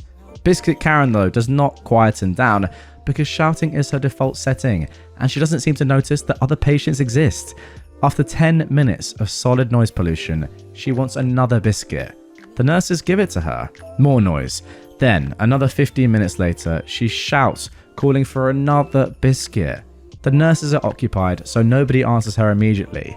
So she shouts her request louder, as if we all hadn't heard her already. This is where the nurses begin to lose patience. She is told to be quiet, and her blood sugar level is mentioned. However, Biscuit Karen insists, so she's given another freaking biscuit. Maybe the nurses drugged this one because Biscuit Karen soon goes to sleep and snores loudly. This was a taste of what was to come, but nobody on the OBS unit knew it yet. Day 2, 11 PM. Biscuit Karen has been okay all day and nothing much appears to be wrong with her. She has a walking aid and can get herself to the toilet, but she doesn't want to. She shouts to call a nurse to put her on the commode. A very blunt nurse points out that she's seen Karen walking, so she's not going to help her. The toilet is only 10 meters away. Biscuit Karen does not accept this. She keeps shouting for a nurse to help her. Eventually, the blunt nurse goes to check, and Biscuit Karen has actually wet herself in her passive-aggressive rage. The nurse is shocked and is telling Biscuit Karen off. Biscuit Karen doesn't care. Meanwhile, the bed is now sodden and the sheets have to be changed. The blunt nurse helps put Biscuit Karen on the commode and then goes to get the spare sheets. Unfortunately for the nurses, other patients are being equally as tricky. There's the alcoholic man who can't walk but keeps trying and falling to the floor, the polar opposite of our anti-heroine. And a woman with a broken neck who constantly takes off her nightgown and tries to go wandering. All the nurses are kept busy rounding up the strays and inevitably forget about the abandoned Biscuit Karen left sitting on the commode. Can I just say, this wing sounds like an absolute nightmare. Oh my goodness me. Biscuit Karen ensures that she's not neglected for long. Can somebody help me? Ricochets repeatedly around the OBS unit to the dismay of all the people trying to sleep. Eventually it becomes, somebody help me, my back hurts. Of all the disruptive behaviour happening on the OBS unit, she's by far the loudest, the most persistent, and the most obnoxious, because she caused her own discomfort in the first place. I'm peeved, and so is everyone else. The blunt nurse gets back to her and an argument starts. She's cross as she's needlessly making the bed. Biscuit Karen is angry that she's been left in an uncomfortable sitting position. In fact, she's getting more aggressive by the second, and eventually she slaps the nurse. The blunt nurse does not put up with this nonsense. She abandons making the bed, leaves Biscuit Karen on timeout, still on the commode, and ignores all shouted demands to come back. She tells the other irate patients that she's not risking further aggression, and we all agree with her in solidarity. The blunt nurse was true to her word, so eventually a deeply compassionate nurse tried her luck making the bed. Unfortunately for DC nurse, Biscuit Karen is a raging racist, true to stereotype, and she not only calls her the N-word but also tells her to go back to where she came from. Oh my goodness. DC nurse nopes out at that point, whilst blunt nurse calls security. Biscuit Karen has begun yelling every few seconds, "I want my phone! Where is my phone?" Still from the commode, presumably so she can enact her threats. "I'm going to report you! I'm going to get you fired!" The nurses aren't stupid though, so nobody gives Biscuit Karen her phone. It doesn't occur to Biscuit Karen to get off the commode and find her own phone. Meanwhile, the other patients have hit their BS saturation point and have started yelling at Biscuit Karen to shut up. It's past 12 AM and nobody can go to sleep yet. At this point, the cries from Biscuit Karen change to, "Somebody help me!" every 3 seconds, over and over again. The nurses are unmoved. There's a torrent of reactive verbal abuse from the other patients, but Biscuit Karen doesn't seem to hear them. In fact, she's completely devolved into a pathetic toddler tantrum, except toddlers have more self-respect, and she stays immersed in her self-pity for a long time. Meanwhile, 1 AM rolls around. Security officers take their time to arrive, but when they do, they're met with what happens to be a distressed old lady who claims that the nurses are hurting her and that DC nurse actually hit her, an audacious lie. However, Biscuit Karen is too dysregulated to keep the facade up for long and morphs back into a spiteful and aggressive harpy when blunt nurse goes back to fix the bed. The security officers see exactly why they were called and try to keep the peace whilst the bed is finally finished. There's not much two thick-set men can do with a small old woman perched on a commode, but they tried. Eventually, Biscuit Karen starts demanding her medication, and somebody comes up with a bright idea of calling an accident and emergency doctor. Who can quell the entitled savagery of the enraged Karen? Of course, it would be a young, handsome, confident male doctor. The very epitome of a rescuer to an old female dog who's trying to play the victim. When he turns up, Biscuit Karen becomes a sweet and compliant old lady, answering, "Yes, doctor. No, doctor." She does try to repeat her lie about being assaulted, but several patients' statements, 2 jaded nurses, and 2 exiting security personnel provided otherwise. The doctor gave Biscuit Karen her meds, she was helped to bed, and she fell asleep. Meanwhile, the rest of the patients on the OBS unit were too high on adrenaline to feel drowsy, so were condemned to further wakefulness. I was glad to leave the next day. Wow, what a way to end this episode. I genuinely think that this woman probably ticks every box in terms of any sort of characteristic or trait that you would hate for someone to have. And to be honest, a lot of the time entitled people do tick the majority, but I reckon she's pushing 95, 100%. Just an awful, awful human. My goodness me. I mean, even the fact that she then turns on the charm, or at least tries to, and becomes like all sweet and, "Oh, yes, yes, doctor, no, doctor," at the end, rather than just being horrible the whole way through, if anything, makes her worse to me, because she's just trying to manipulate even more. If she was just downright horrible, at least she'd be just downright horrible.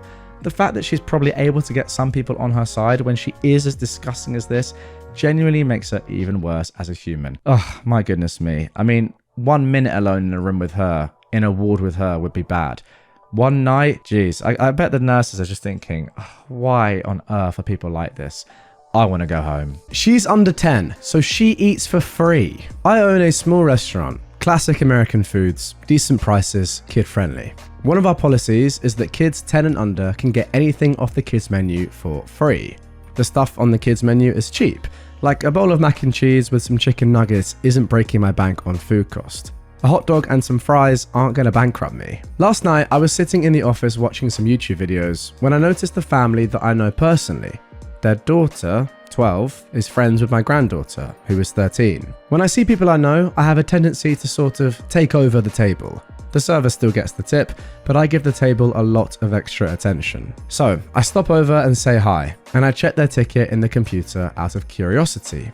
The dad got our 22-ounce porterhouse with a fully dressed potato, butter, cheese, sour cream, bacon, chili, ranch dressing, and crispy fried onions. Goodness me, I hope none of you are hungry listening to this. That has got me salivating. The mum got our fried catfish and hush puppies. The The daughter got our pulled pork cheeseburger with onion rings. Note, the daughter ordered off the main menu, not the kids' menu. Anyway, they spent about 40 minutes eating, drinking, and generally being merry. Both myself and their server are keeping an eye on their drinks, making sure they're having a good experience. I even gave them 5 free credits on the jukebox, just to be nice. I head back to the office to take a phone call, and while I'm back there, I notice a commotion on the cameras at that very same table. Before I can make it to the dining room, the server is in the kitchen, heading towards my office. Apparently, there was a mistake with their tab, and their daughter's meal should have been free. The server tried to explain that that only applies to items on the kids' menu, and the girl had ordered off the main menu. The explanation fell on deaf ears. So, I head out to solve the problem.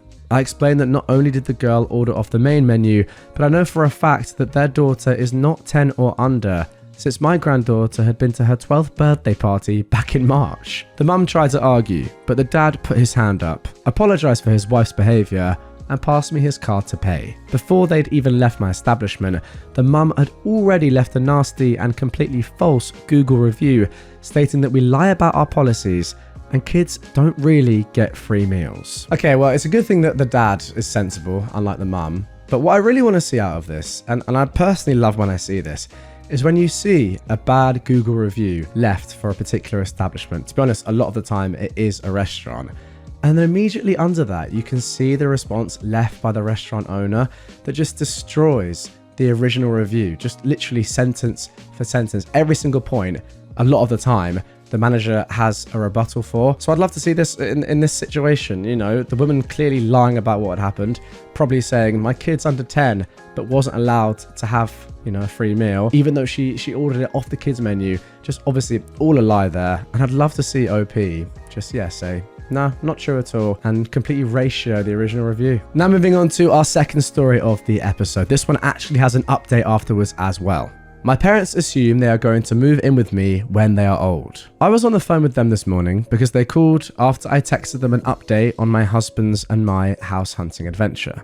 I'm currently pregnant with baby number 3 and live safely 15-ish hours away from these people who birthed and raised me, while simultaneously messing me up mentally and emotionally. Why I stay in contact with them nowadays is becoming more and more of a mystery to me, but here we are. Well, while looking at one of the houses I was describing online, my dad asked where would they stay in the future. Stupidly thinking, as a guest, I mentioned one of the extra rooms could be a multi-purpose room. If you have an air mattress and you're coming for a visit, there you go. This house has 4 bedrooms, 5 if you count one of the rooms on the main floor. He then asked about permanently, further in the future. I said, permanently? He said, when I retire, or sometime after that, you know, stairs won't be your mum's and my friends around then. What, you think you'll be living with us? Of course. No, I say. But we can help with the kids. No. Then my mum got involved. Remember, we always talked about this when you were younger. No. What, are you gonna put us in a home? You'll make friends, I said. Well, that's not nice of you. I never said I was. The discussion ended after that. And then a few days later, we got the following update. So for a little bit more context, first of all, I am a 29-year-old woman, my husband is 28, and we are house hunting as we're expecting our 3rd baby in November and are hoping to move out of our trailer park by the end of summer. We were interested in a house that was essentially my dream home. Victorian, built in 1900, but completely refurbished on the inside, but with all the original wood floors and detailing. Gorgeous. A house like this would easily be $200,000 last year or the year before, but the housing market is dropping and we found it for approximately $140,000. We live in the Midwest. Oh my goodness me. So a 5-bedroom or 4-bedroom house for $140,000. Oh, the fact that I live in London sometimes is just absolutely brutal. That is a disgusting price. Oh my goodness me. Genuinely, 10 times the price of that you would need for a house like that in London. It's just insane. Anyway, it has 4 to 5 bedrooms and 2 full bathrooms. There we go, OP has clarified. My parents the other day asked where they would stay when we come to live with you. That's in quotes. Now this was never a discussion. They just always assumed they'd live with me when they're older, and I always said no. Well, we messaged the finance person about what the monthly payments would really be. On the app, it estimated $950 plus a month. We figured we could swing that, but needed to know for sure before putting an offer in. She came back with over $1,000. That's not doable for us. We're going through a program and have a grant, so we aren't rich. Lower middle class at best. Thankfully, we have another house we had in mind. A craftsman style built in 1920, with built-ins, wood floors, and a nice sized fenced-in backyard. The basement even has a slightly finished room, perfect for hiding from storms and tornadoes. And it's $20,000 less than the dream house. It's just a little smaller, and bedrooms were pretty small, but it's something I was willing to deal with. We saw it before we saw the dream house. Well, when updating my parents on the house situation, my mum all but threw a fit. "You don't have to go with the first house you see." "It wasn't," I replied. "You can wait until something else comes up." "Actually, no, we can't. Some weird law passes in our state in regards to realtors, and our realtor wants us to find a house before it goes into full effect in July/August, which just gives us more incentive to find a house pronto. So far, no other houses have popped up in our area in our budget." "You're about to have your third kid. Where are you going to put him?" "Well, bunk beds are a thing." "Are you going to sleep in the basement if you have more?" "We'll cross that bridge when we get to it." "It's so tiny."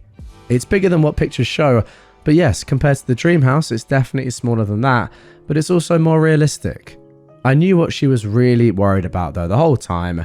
Where will we stay? But she didn't say it. She started looking at other houses on the app and tried to bring them up to me. They were all houses we'd already looked at or were too far away from my husband's work. She was really trying. My dad was actually pretty chill about the whole thing. She even brought up a house that needed serious work. "We want to live in the house, Mum, and we don't want a money pit." She practically growled at me.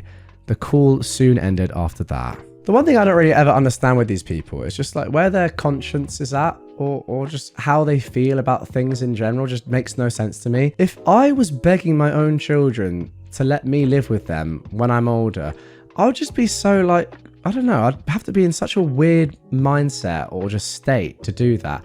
Especially when I'm still perfectly happy like living with my husband or wife or whatever. It's just weird.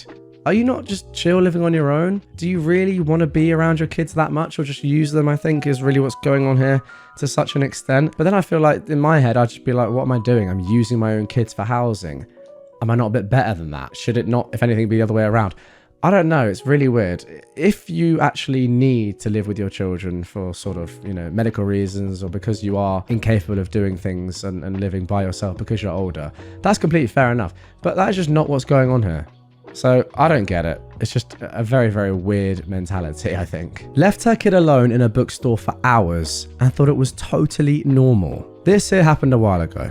I recently got reminded of it after meeting an old friend, and I thought I'd share this story because I know after 13 years in retail/customer services that many people would think that what she did was okay. Back when I worked in a bookstore in a shopping mall, there was this little girl, maybe 5 to 6 years old, just sitting quietly in a corner, looking at the pictures of a book.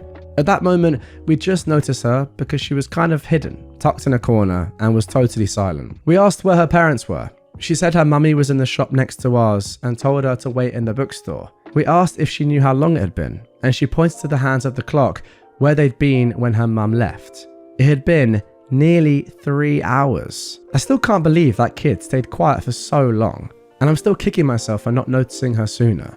We took her to the mall security and they started looking for the mum. That brainless woman was in another mall next to ours. We have 3 smaller shopping malls on the same street next to each other. The mall security was shocked. One of them was a dad and went to get the kid biscuits and an apple juice. He knew right away she was really hungry after 3 hours all alone waiting. I never forgot how happy she was munching on those chocolate chip cookies and sipping her juice box. They called the police and child protection services. Me and my colleague waited with the kid. We actually had brought the book with us for some reason, so she wouldn't be too scared. When the mum finally arrived, I swear she did not understand at all why what she did was wrong and got annoyed at us for going to security. She argued that her daughter was safe in our store and that she, quote, knew to not cause trouble. That got the police suspicious because the kid was indeed very quiet and eerily well behaved. Looking back, it's kind of obvious that she was scared into being this quiet and calm as a child. The mother's justification was basically that since our store was selling books for kids and some toys, we were essentially babysitters and that we were the ones in the wrong for not, quote, wanting to do our job and watch the children. Needless to say, the cops were just totally done with her and took her to the police station. The kid went with Child Protection Services.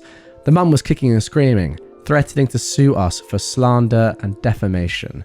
Now, of course, that never happened, but I hope this little girl is now with better people. She's now with people who love and cherish her. Yeah, I mean, surely that's just illegal, guys. But to be honest, I actually don't know the rules about if you're allowed to leave your kid just randomly in public, but I presume it's got to be illegal. I mean, it has to be, right? Child Protection Services have got to be having a look at this and saying, it's just not right. I agree with your last point, though. I hope she is with better people. And you're right. No child that age, usually 5 to 6 years old, would be quiet for that length of time.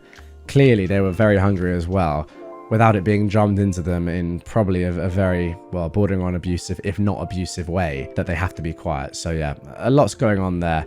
Not just this one incident, there's probably a lot more bad stuff happening as well. Neighbor thinks her kid's bedtime should decide when I can do my hobbies. My neighbor, who is a 27-year-old woman, has 5 kids and 1 more on the way. She doesn't work. She's not ill or anything, just chooses not to. Lives off benefits and is all sorts of entitled.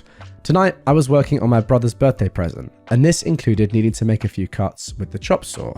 It was 9 PM and I was done by 9:15 PM. In my country, the curfew for noise and noise disturbance is 11:30 PM. She then sends me this long Facebook message about how her kid's bedtime is 8 PM, and therefore I need to not use power tools after that time, and could I only use them in the daytime so as to not wake her kids. I replied saying I was done now. Bear in mind, she sent that message after literally less than 10 minutes of noise, and that I couldn't confine my usage to daytime because I have a job. I could have said a lot more. I felt like saying to her, your kids are going to be living with a screaming newborn in a few months, so maybe focus on teaching them to sleep without it being perfectly silent. But I restrained myself. Even so, the very little I did say clearly set her off. She sent me another paragraph about her kids needing to be ready for school at 8 AM before blocking me. Now, I will just say here that I do think that being respectful to your neighbors and people living around you in terms of noise pollution is a very fair thing. And, you know, if you know that you live around families that have young children that want to get to sleep early, I'll suggest that in general, trying not to use power tools late at night is a good thing to do, which, by the way, I'm sure OP does in general. However, on one-off occasions where you need to do something, and yeah, obviously you can't choose, to use any hour of the day to use your power tools if you have a normal life with a normal job and other commitments, then it's absolutely fine to do. And I think her reaction is pretty insane, to be honest. Yeah, the main point being, you have to teach your children how to sleep through a lot of noise. I mean, now, thankfully, due to my parents, I think, teaching me as a child to sleep with a lot of noise going on. I know that sounds weird, but my mum actually does often say to me, oh, aren't you lucky that we used to vacuum around your cot when you were young, because I sleep under the flight path.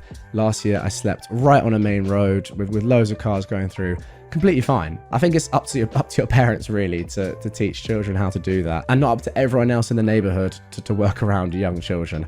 Yeah, it's nice to be nice, but not all the time, and you can't just be living your life to the strict, regimented daily schedule of children. Now for our final entitled parent story of this episode. Entitled Disney Adult demands that I change clothes in the middle of a crowded restaurant. To preface, this situation came up a few years back, but still lives rent-free in my mind from how absurd it was.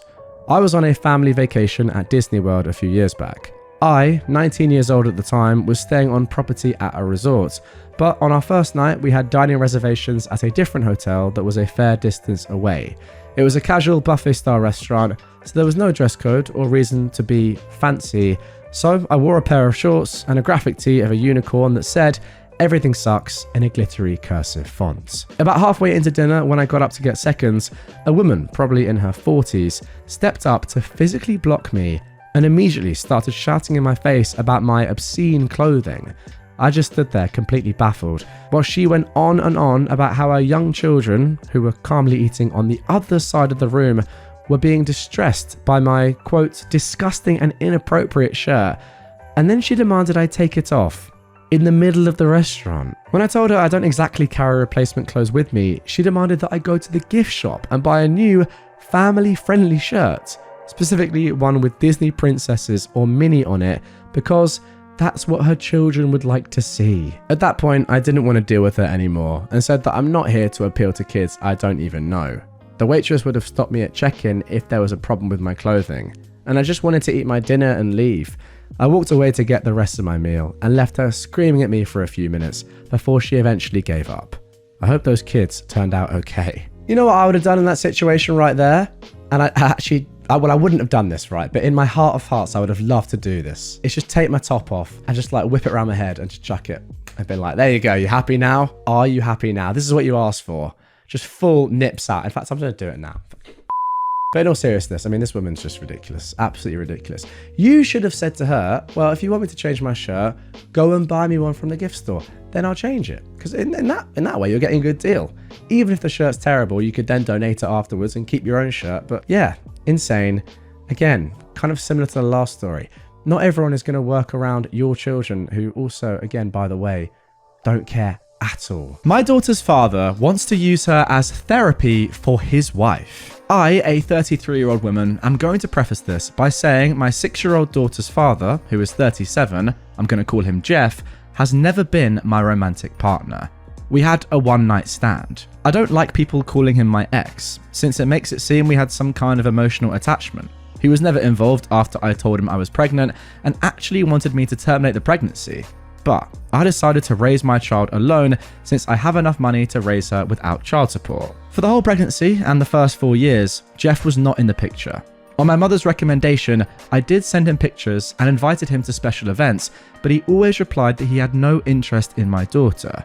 2 years ago, he reappeared and began demanding parental rights. When I didn't do what he wanted, he sued and was told no, he was not getting parental rights. He was given the offer to pay child support and then we can revisit giving him actual rights, but he's refused. He has the money, much more than me, but he refuses. I still offered to let him see my daughter in a casual manner, no child support needed, with the agreement that anything legal, medical, or educational would not involve him.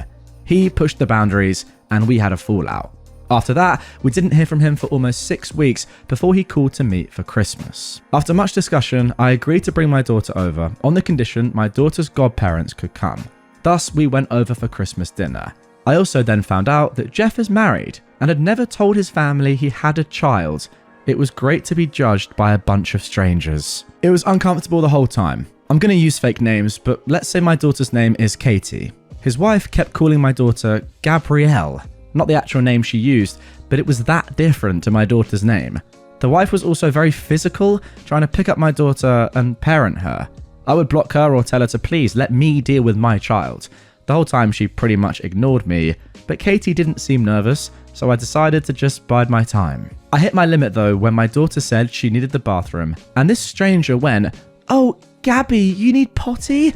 Let mummy change you." My daughter hasn't worn diapers in a while now, and she's more than capable of going alone to the bathroom. I immediately told her to stay away from my daughter and that we were leaving. The woman started wailing that I was kidnapping her baby girl and tried to lunge at me. Her in-laws got in the middle and held her, consoling her, saying that we weren't leaving and for her to calm down, like she was the victim. At that point, I just glared at Jeff and told him he better explain or I'd be calling the police. He asked to speak to me in private in another room and that I could just leave my daughter with his parents. No way that was ever happening. Katie's godparents took her with them, despite the wife having a full meltdown. Jeff and I spoke outside, and he explained that he and his wife recently lost a daughter. I'm not going to give specific details on that, all I'll say it was sudden and nobody's fault. And, as I can only imagine, it had caused some psychological issues to his wife. Apparently, he had the brilliant idea that having Katie pass as their lost child would help his wife, without telling me, and that is why he wanted visitation and parental rights. He pleaded for me to leave my daughter with him for a little bit. I asked him what his plan was when his wife heals. His response was disgusting. "Well, I'll just send Katie back with you and it will be just like before." I told him he was insane if he thought I would let him use my daughter like that. What his wife needs is therapy with a professional, not feeding her delusions, and I would not let that woman within miles from my daughter. He told me I was being cruel and didn't know the pain of losing a child. I agreed with him, but reminded Jeff that my priority is not his family, it's my child. What he and his family do to work through their grief has nothing to do with us. I also told him to call his lawyer because I'm making sure he never has contact with my child. So that's what I'm bracing for. He's been blasting my phone since Christmas, but I can easily ignore him. My daughter and I are doing a small travel vacation. Now, OP continues to post this. This isn't an update, just something I feel needs to be said. My daughter is set for life monetarily. She has a trust and I make really good money in my position. If she was 18 right now, I could put her through college without a loan. She doesn't need child support for quality of life. If I could get child support and never worry about her father trying something, I'd be suing him in a heartbeat. But after talking to a lawyer and realizing the risk, I've taken the decision that child support or possible inheritance is not worth my child's safety. Safety is always first. And now another edition from OP posted on the 6th of January 2024. Hey everyone, happy New Year's. This isn't so much a real update as just letting people know that we are home and safe. My daughter is spending the rest of her vacation with her godparents on another trip while I work on things. Just a reminder, this was originally posted on r/EntitledParents on the 31st of December at 8:52 p.m. Moving might be something I'll be looking into, though that is a long-term plan considering all it takes. I won't share too many details on what my lawyer is going to be doing, but we're absolutely going to push for a restraining order. I might not post for some time, at least not until things settle. I do appreciate all the support and good advice. I'm taking a lot of it into account as I plan how to move forward. Okay, off the rip, I've just got to say this is just a crazy start to this story. I think, from your exes, I know you don't like calling him exes, but I'm going to refer to him as ex. I'll call him Jeff. How about that? From Jeff's perspective, he is the one I think that's most in the wrong here, because I can kind of understand from his girlfriend or his wife now's point of view that she is probably just in a terrible, terrible spot. I mean, it's a horrible thing to happen. I mean, I'm sure he is as well, to be fair. But for her in particular, I think it's a horrible thing to happen. And she's probably looking for any sort of thing that can make her feel better. Obviously, he should be leading her towards therapy. And she also is partly to blame, of course, as well, because she shouldn't just be trying to, in effect, steal someone else's kid. It's very weird. But I do think that Jeff is the one that should be saying, no, look, we can't just take my daughter, who I've had no part in her life, by the way, but yeah, use her for a bit to make you feel better and then send her back to her mum. No, go to therapy. Obviously, that's what you got to do. But yeah, clearly they're not doing this. However, there are 2 more updates to come, 2 more full posts. So let's get into the second one. Hey everyone, I decided to post a last update since I will be going full silent for a long period. This was posted on January the 11th, 2024. For those that didn't know, I'm right now dealing with my daughter's father and his delusion. He wants to use my daughter as a therapy doll for his wife that recently lost a child. A lot of people were worried for my daughter and me, and I truly appreciate it. We're both safe. She's currently having a great vacation with her godparents, and I'm currently making my own arrangements to move on. My lawyer is working hard on keeping everything in order. I know a cease and desist was his first action, and we're going for no contact. He says we have a solid case, and hopefully this will be resolved relatively fast. And by that, I mean a year or 2. Now, we did get a temporary restraining order. It's only until our first court date, but after, it could be extended. I haven't had direct contact with Jeff. He lawyered up too, and tried to send a threat to take full custody. My lawyer laughed at it, since his reasoning was parental alienation. Except, I have proof that I tried for years to have him involved. Apparently, turning in a few emails showing my attempts was enough to get them to change parental alienation to a different reasoning. My lawyer is not worried, in all honesty. For now, I've decided, after much thinking, that moving is going to be necessary. It won't be something I can do on a whim, but I'll be looking into new houses within the month to hopefully move sometime this year. School will remain the same, but we'll be speaking to the admin to make sure only certain people can pick her up. And part of that decision has been to hire a private driver. He's somebody I absolutely trust and has worked for relatives in the past, so I'm very comfortable with the idea, and so is my daughter. Now, I just have to make sure they don't go for fast food every day after school. Things, in all honesty, are not that scary right now. I've got a good lawyer, good evidence, and my little girl is happy and healthy, so I'm just going to focus on working things little by little.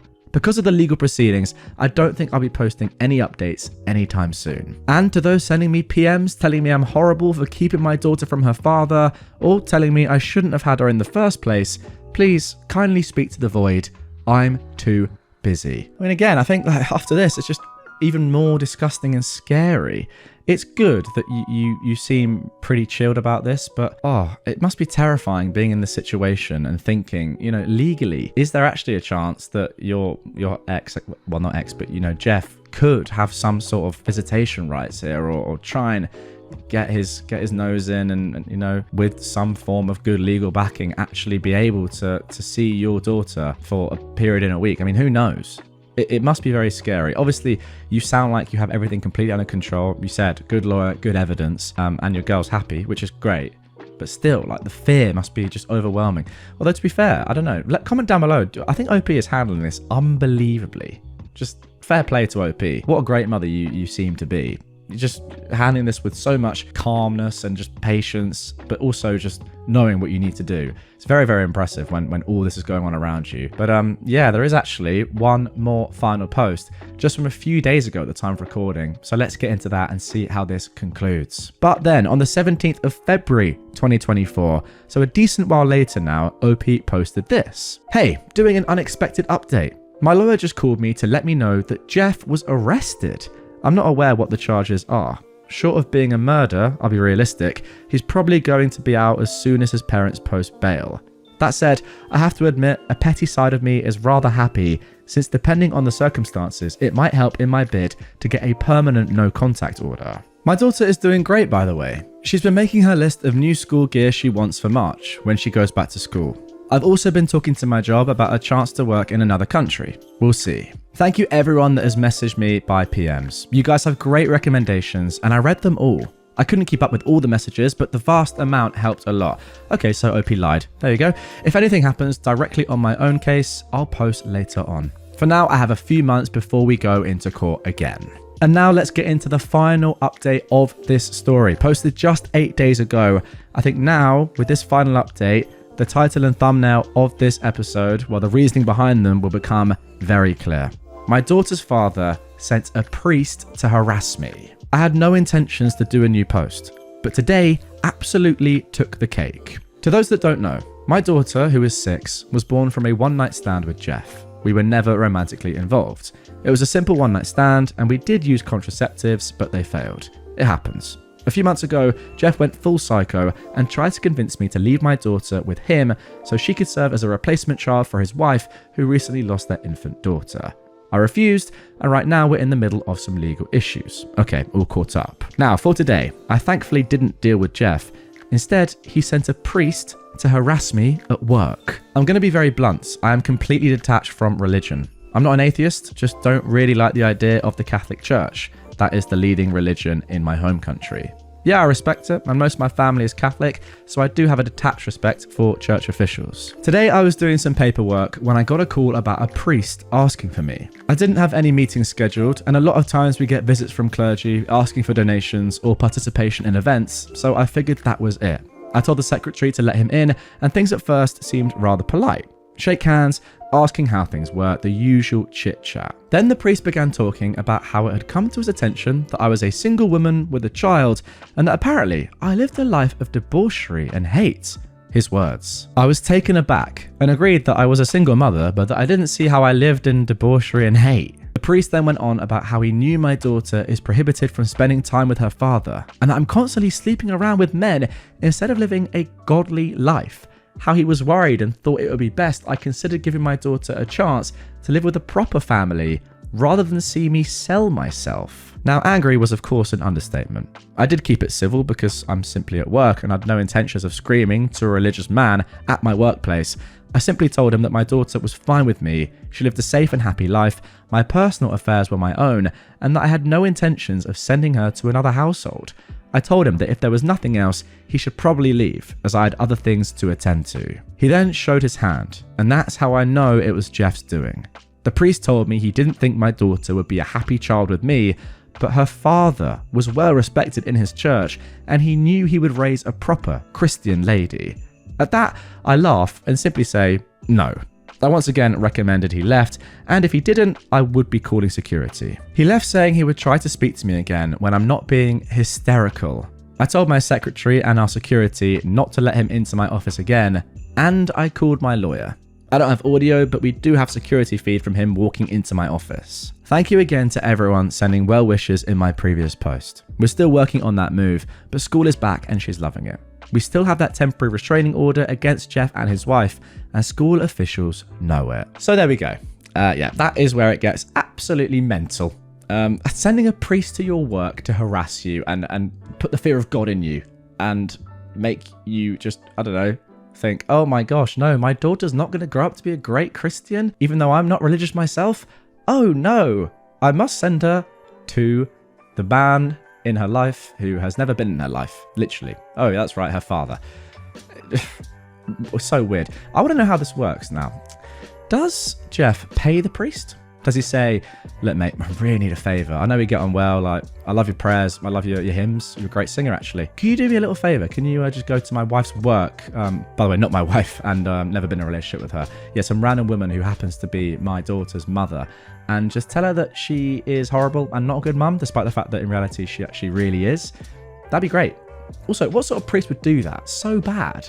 What's he saying as well about, like, selling yourself and not being a good mother and not living a godly life, all that rubbish? I mean, it just makes religion look terrible doing stuff like this. But yeah, I mean, surely this is just legally harassment and you have to file some sort of police report against the priest for one, and then also Jeff for setting this up in the first place. Absolutely insane end to this one. And I hope this is the end.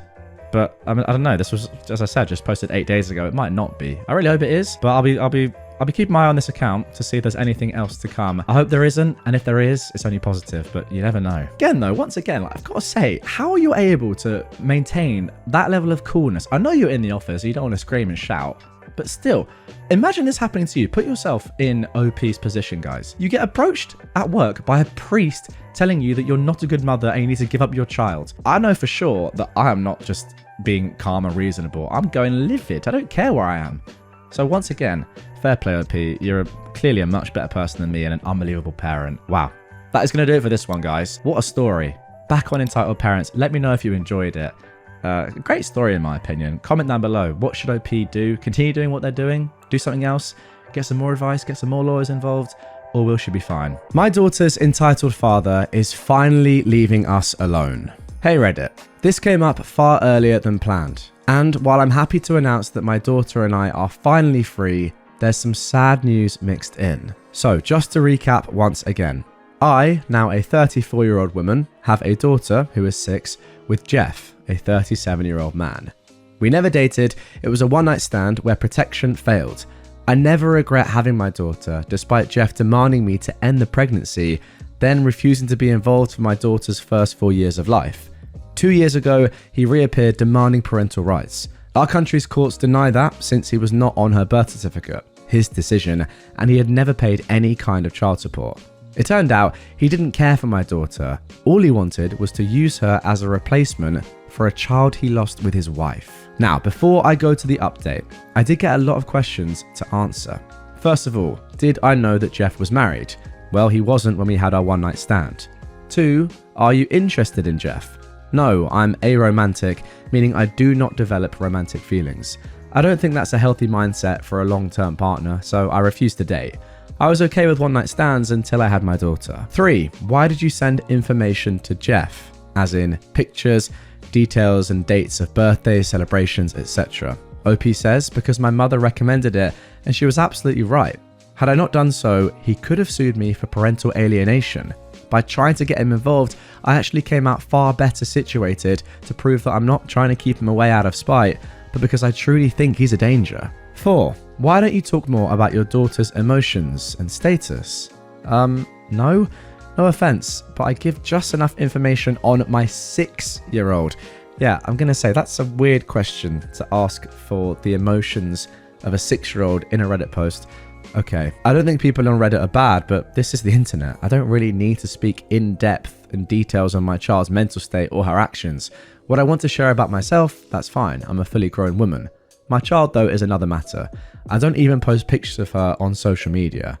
All you need to know, for the people asking, is that she's happy, healthy, and has a father figure in her godfather. She's a normal, rambunctious little girl. And then finally, number 5, why was Jeff arrested? He got into a drunk fight. Assault charges. It's completely unrelated to my kid, but could have been used for custody matters. It ended up being unnecessary. Okay then, now let's get into the update.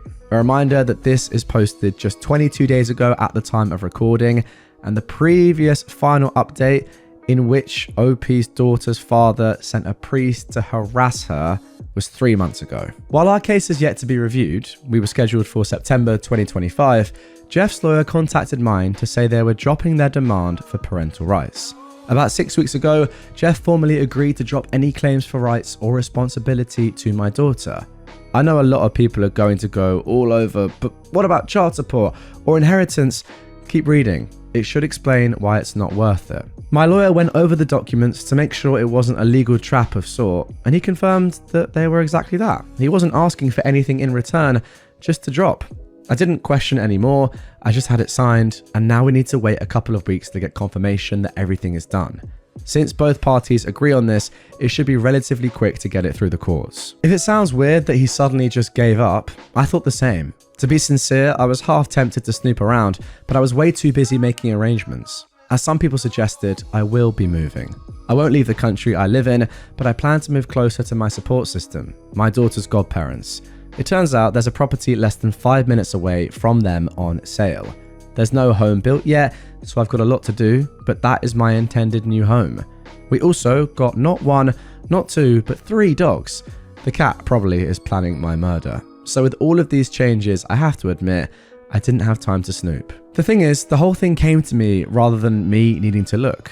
I met with Jeff's in-laws. It was pure coincidence. I was waiting on some things in a store and they were there.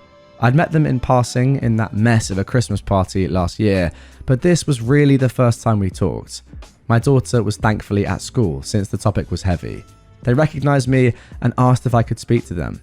I wasn't sure, but I decided to be polite and I offered to buy them a coffee. They were very nice, not entitled at all. They explained they were sorry for their daughter's behavior. She'd not been the same since she lost her child. Those who called out that she was using her dead baby's name on my daughter were actually right. Oh my goodness me. So if you remember, guys, from the previous story, I guess the penultimate update now, or actually 2 updates ago, I suppose, Jeff's new wife was calling OP's daughter Gabrielle, not even close to OP's daughter's real name. And this, I suppose, is why. I mean, to be honest, that is just actually incredibly sad. It makes me feel a lot worse for Jeff's new wife than I previously did. I thought she was doing it like massively on purpose, just out of spite, but maybe this explains it. Anyway, Jeff's wife's parents explained they just wanted to clear the air with me.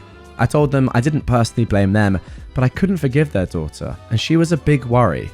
That is when things hit the fan. The mother started crying, and the father explained that Jeff's wife passed away. Self-inflicted. I feel like trash for the things I told them. I apologized, but they were very gracious and told me they knew I had no idea. We talked a little about her, about their grandchild. I found out what Jeff told me about how his child died was a lie. And now I don't feel so kind as to keep it wrapped up. He shook an infant because she was colic. If you don't know what that is, it's when babies just cry non-stop. I was angry. I'm still angry. No one should ever shake a baby to the point they pass away. That is just diabolical in my opinion. He had told me she just passed away from sudden infant mortality. It's a common thing here, unfortunately. Once again, guys, we don't know in which country this takes place. They talked about Jeff and how he swore up and down I would agree with his idea to have my daughter pass for their lost grandchild, and that would help their daughter. They were not really thinking straight, and I get it. Jeff's a charmer, and mix that with grief, it goes nowhere well. There were other things said, but the main thing was they didn't want any resentment on my part to their family or their daughter. I told them that I don't hate them or their daughter and how sorry I was they had to go through all of this. They gave me a picture of my daughter's half-sister. She was a very cute baby, and I plan to one day explain things to my daughter. I think it's important that she knows. I also know where Jeff's wife and her baby are buried. I think not yet, but when things aren't as raw as they are right now, I'll take my daughter to visit her sister. I called my lawyer after to give him these new details. He did reprimand me for speaking to the in-laws alone, but he understood the situation. My lawyer is a good friend of mine, and he tends to be very blunt when I make mistakes. He promised me he's making sure that whatever ties could exist between Jeff and my daughter are fully cut legally. More things have come to light too.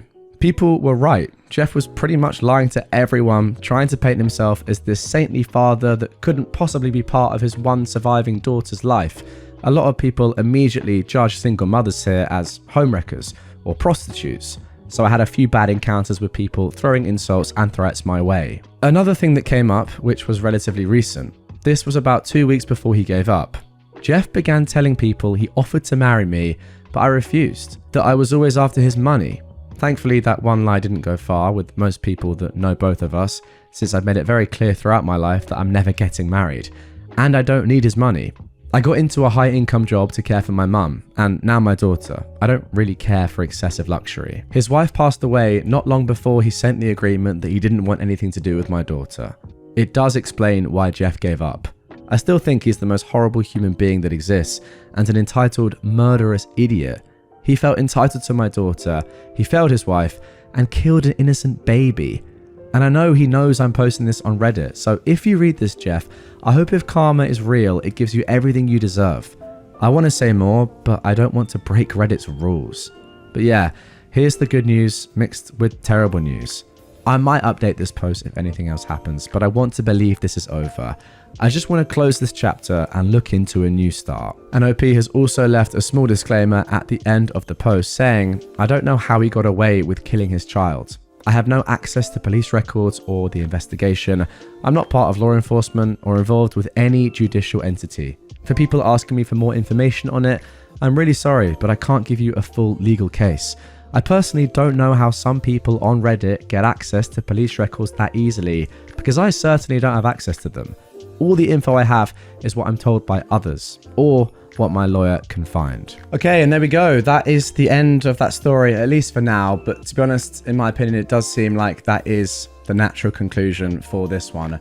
I just don't know sometimes with stories like this how to react. Like, this guy just has to be in prison. He's killed a baby. It's just honestly insane. Wow. Lost for words. Guys, get your thoughts on this entire story down below. Once again, if you haven't seen the original posts, I covered them all, as I said in the intro, in a separate episode.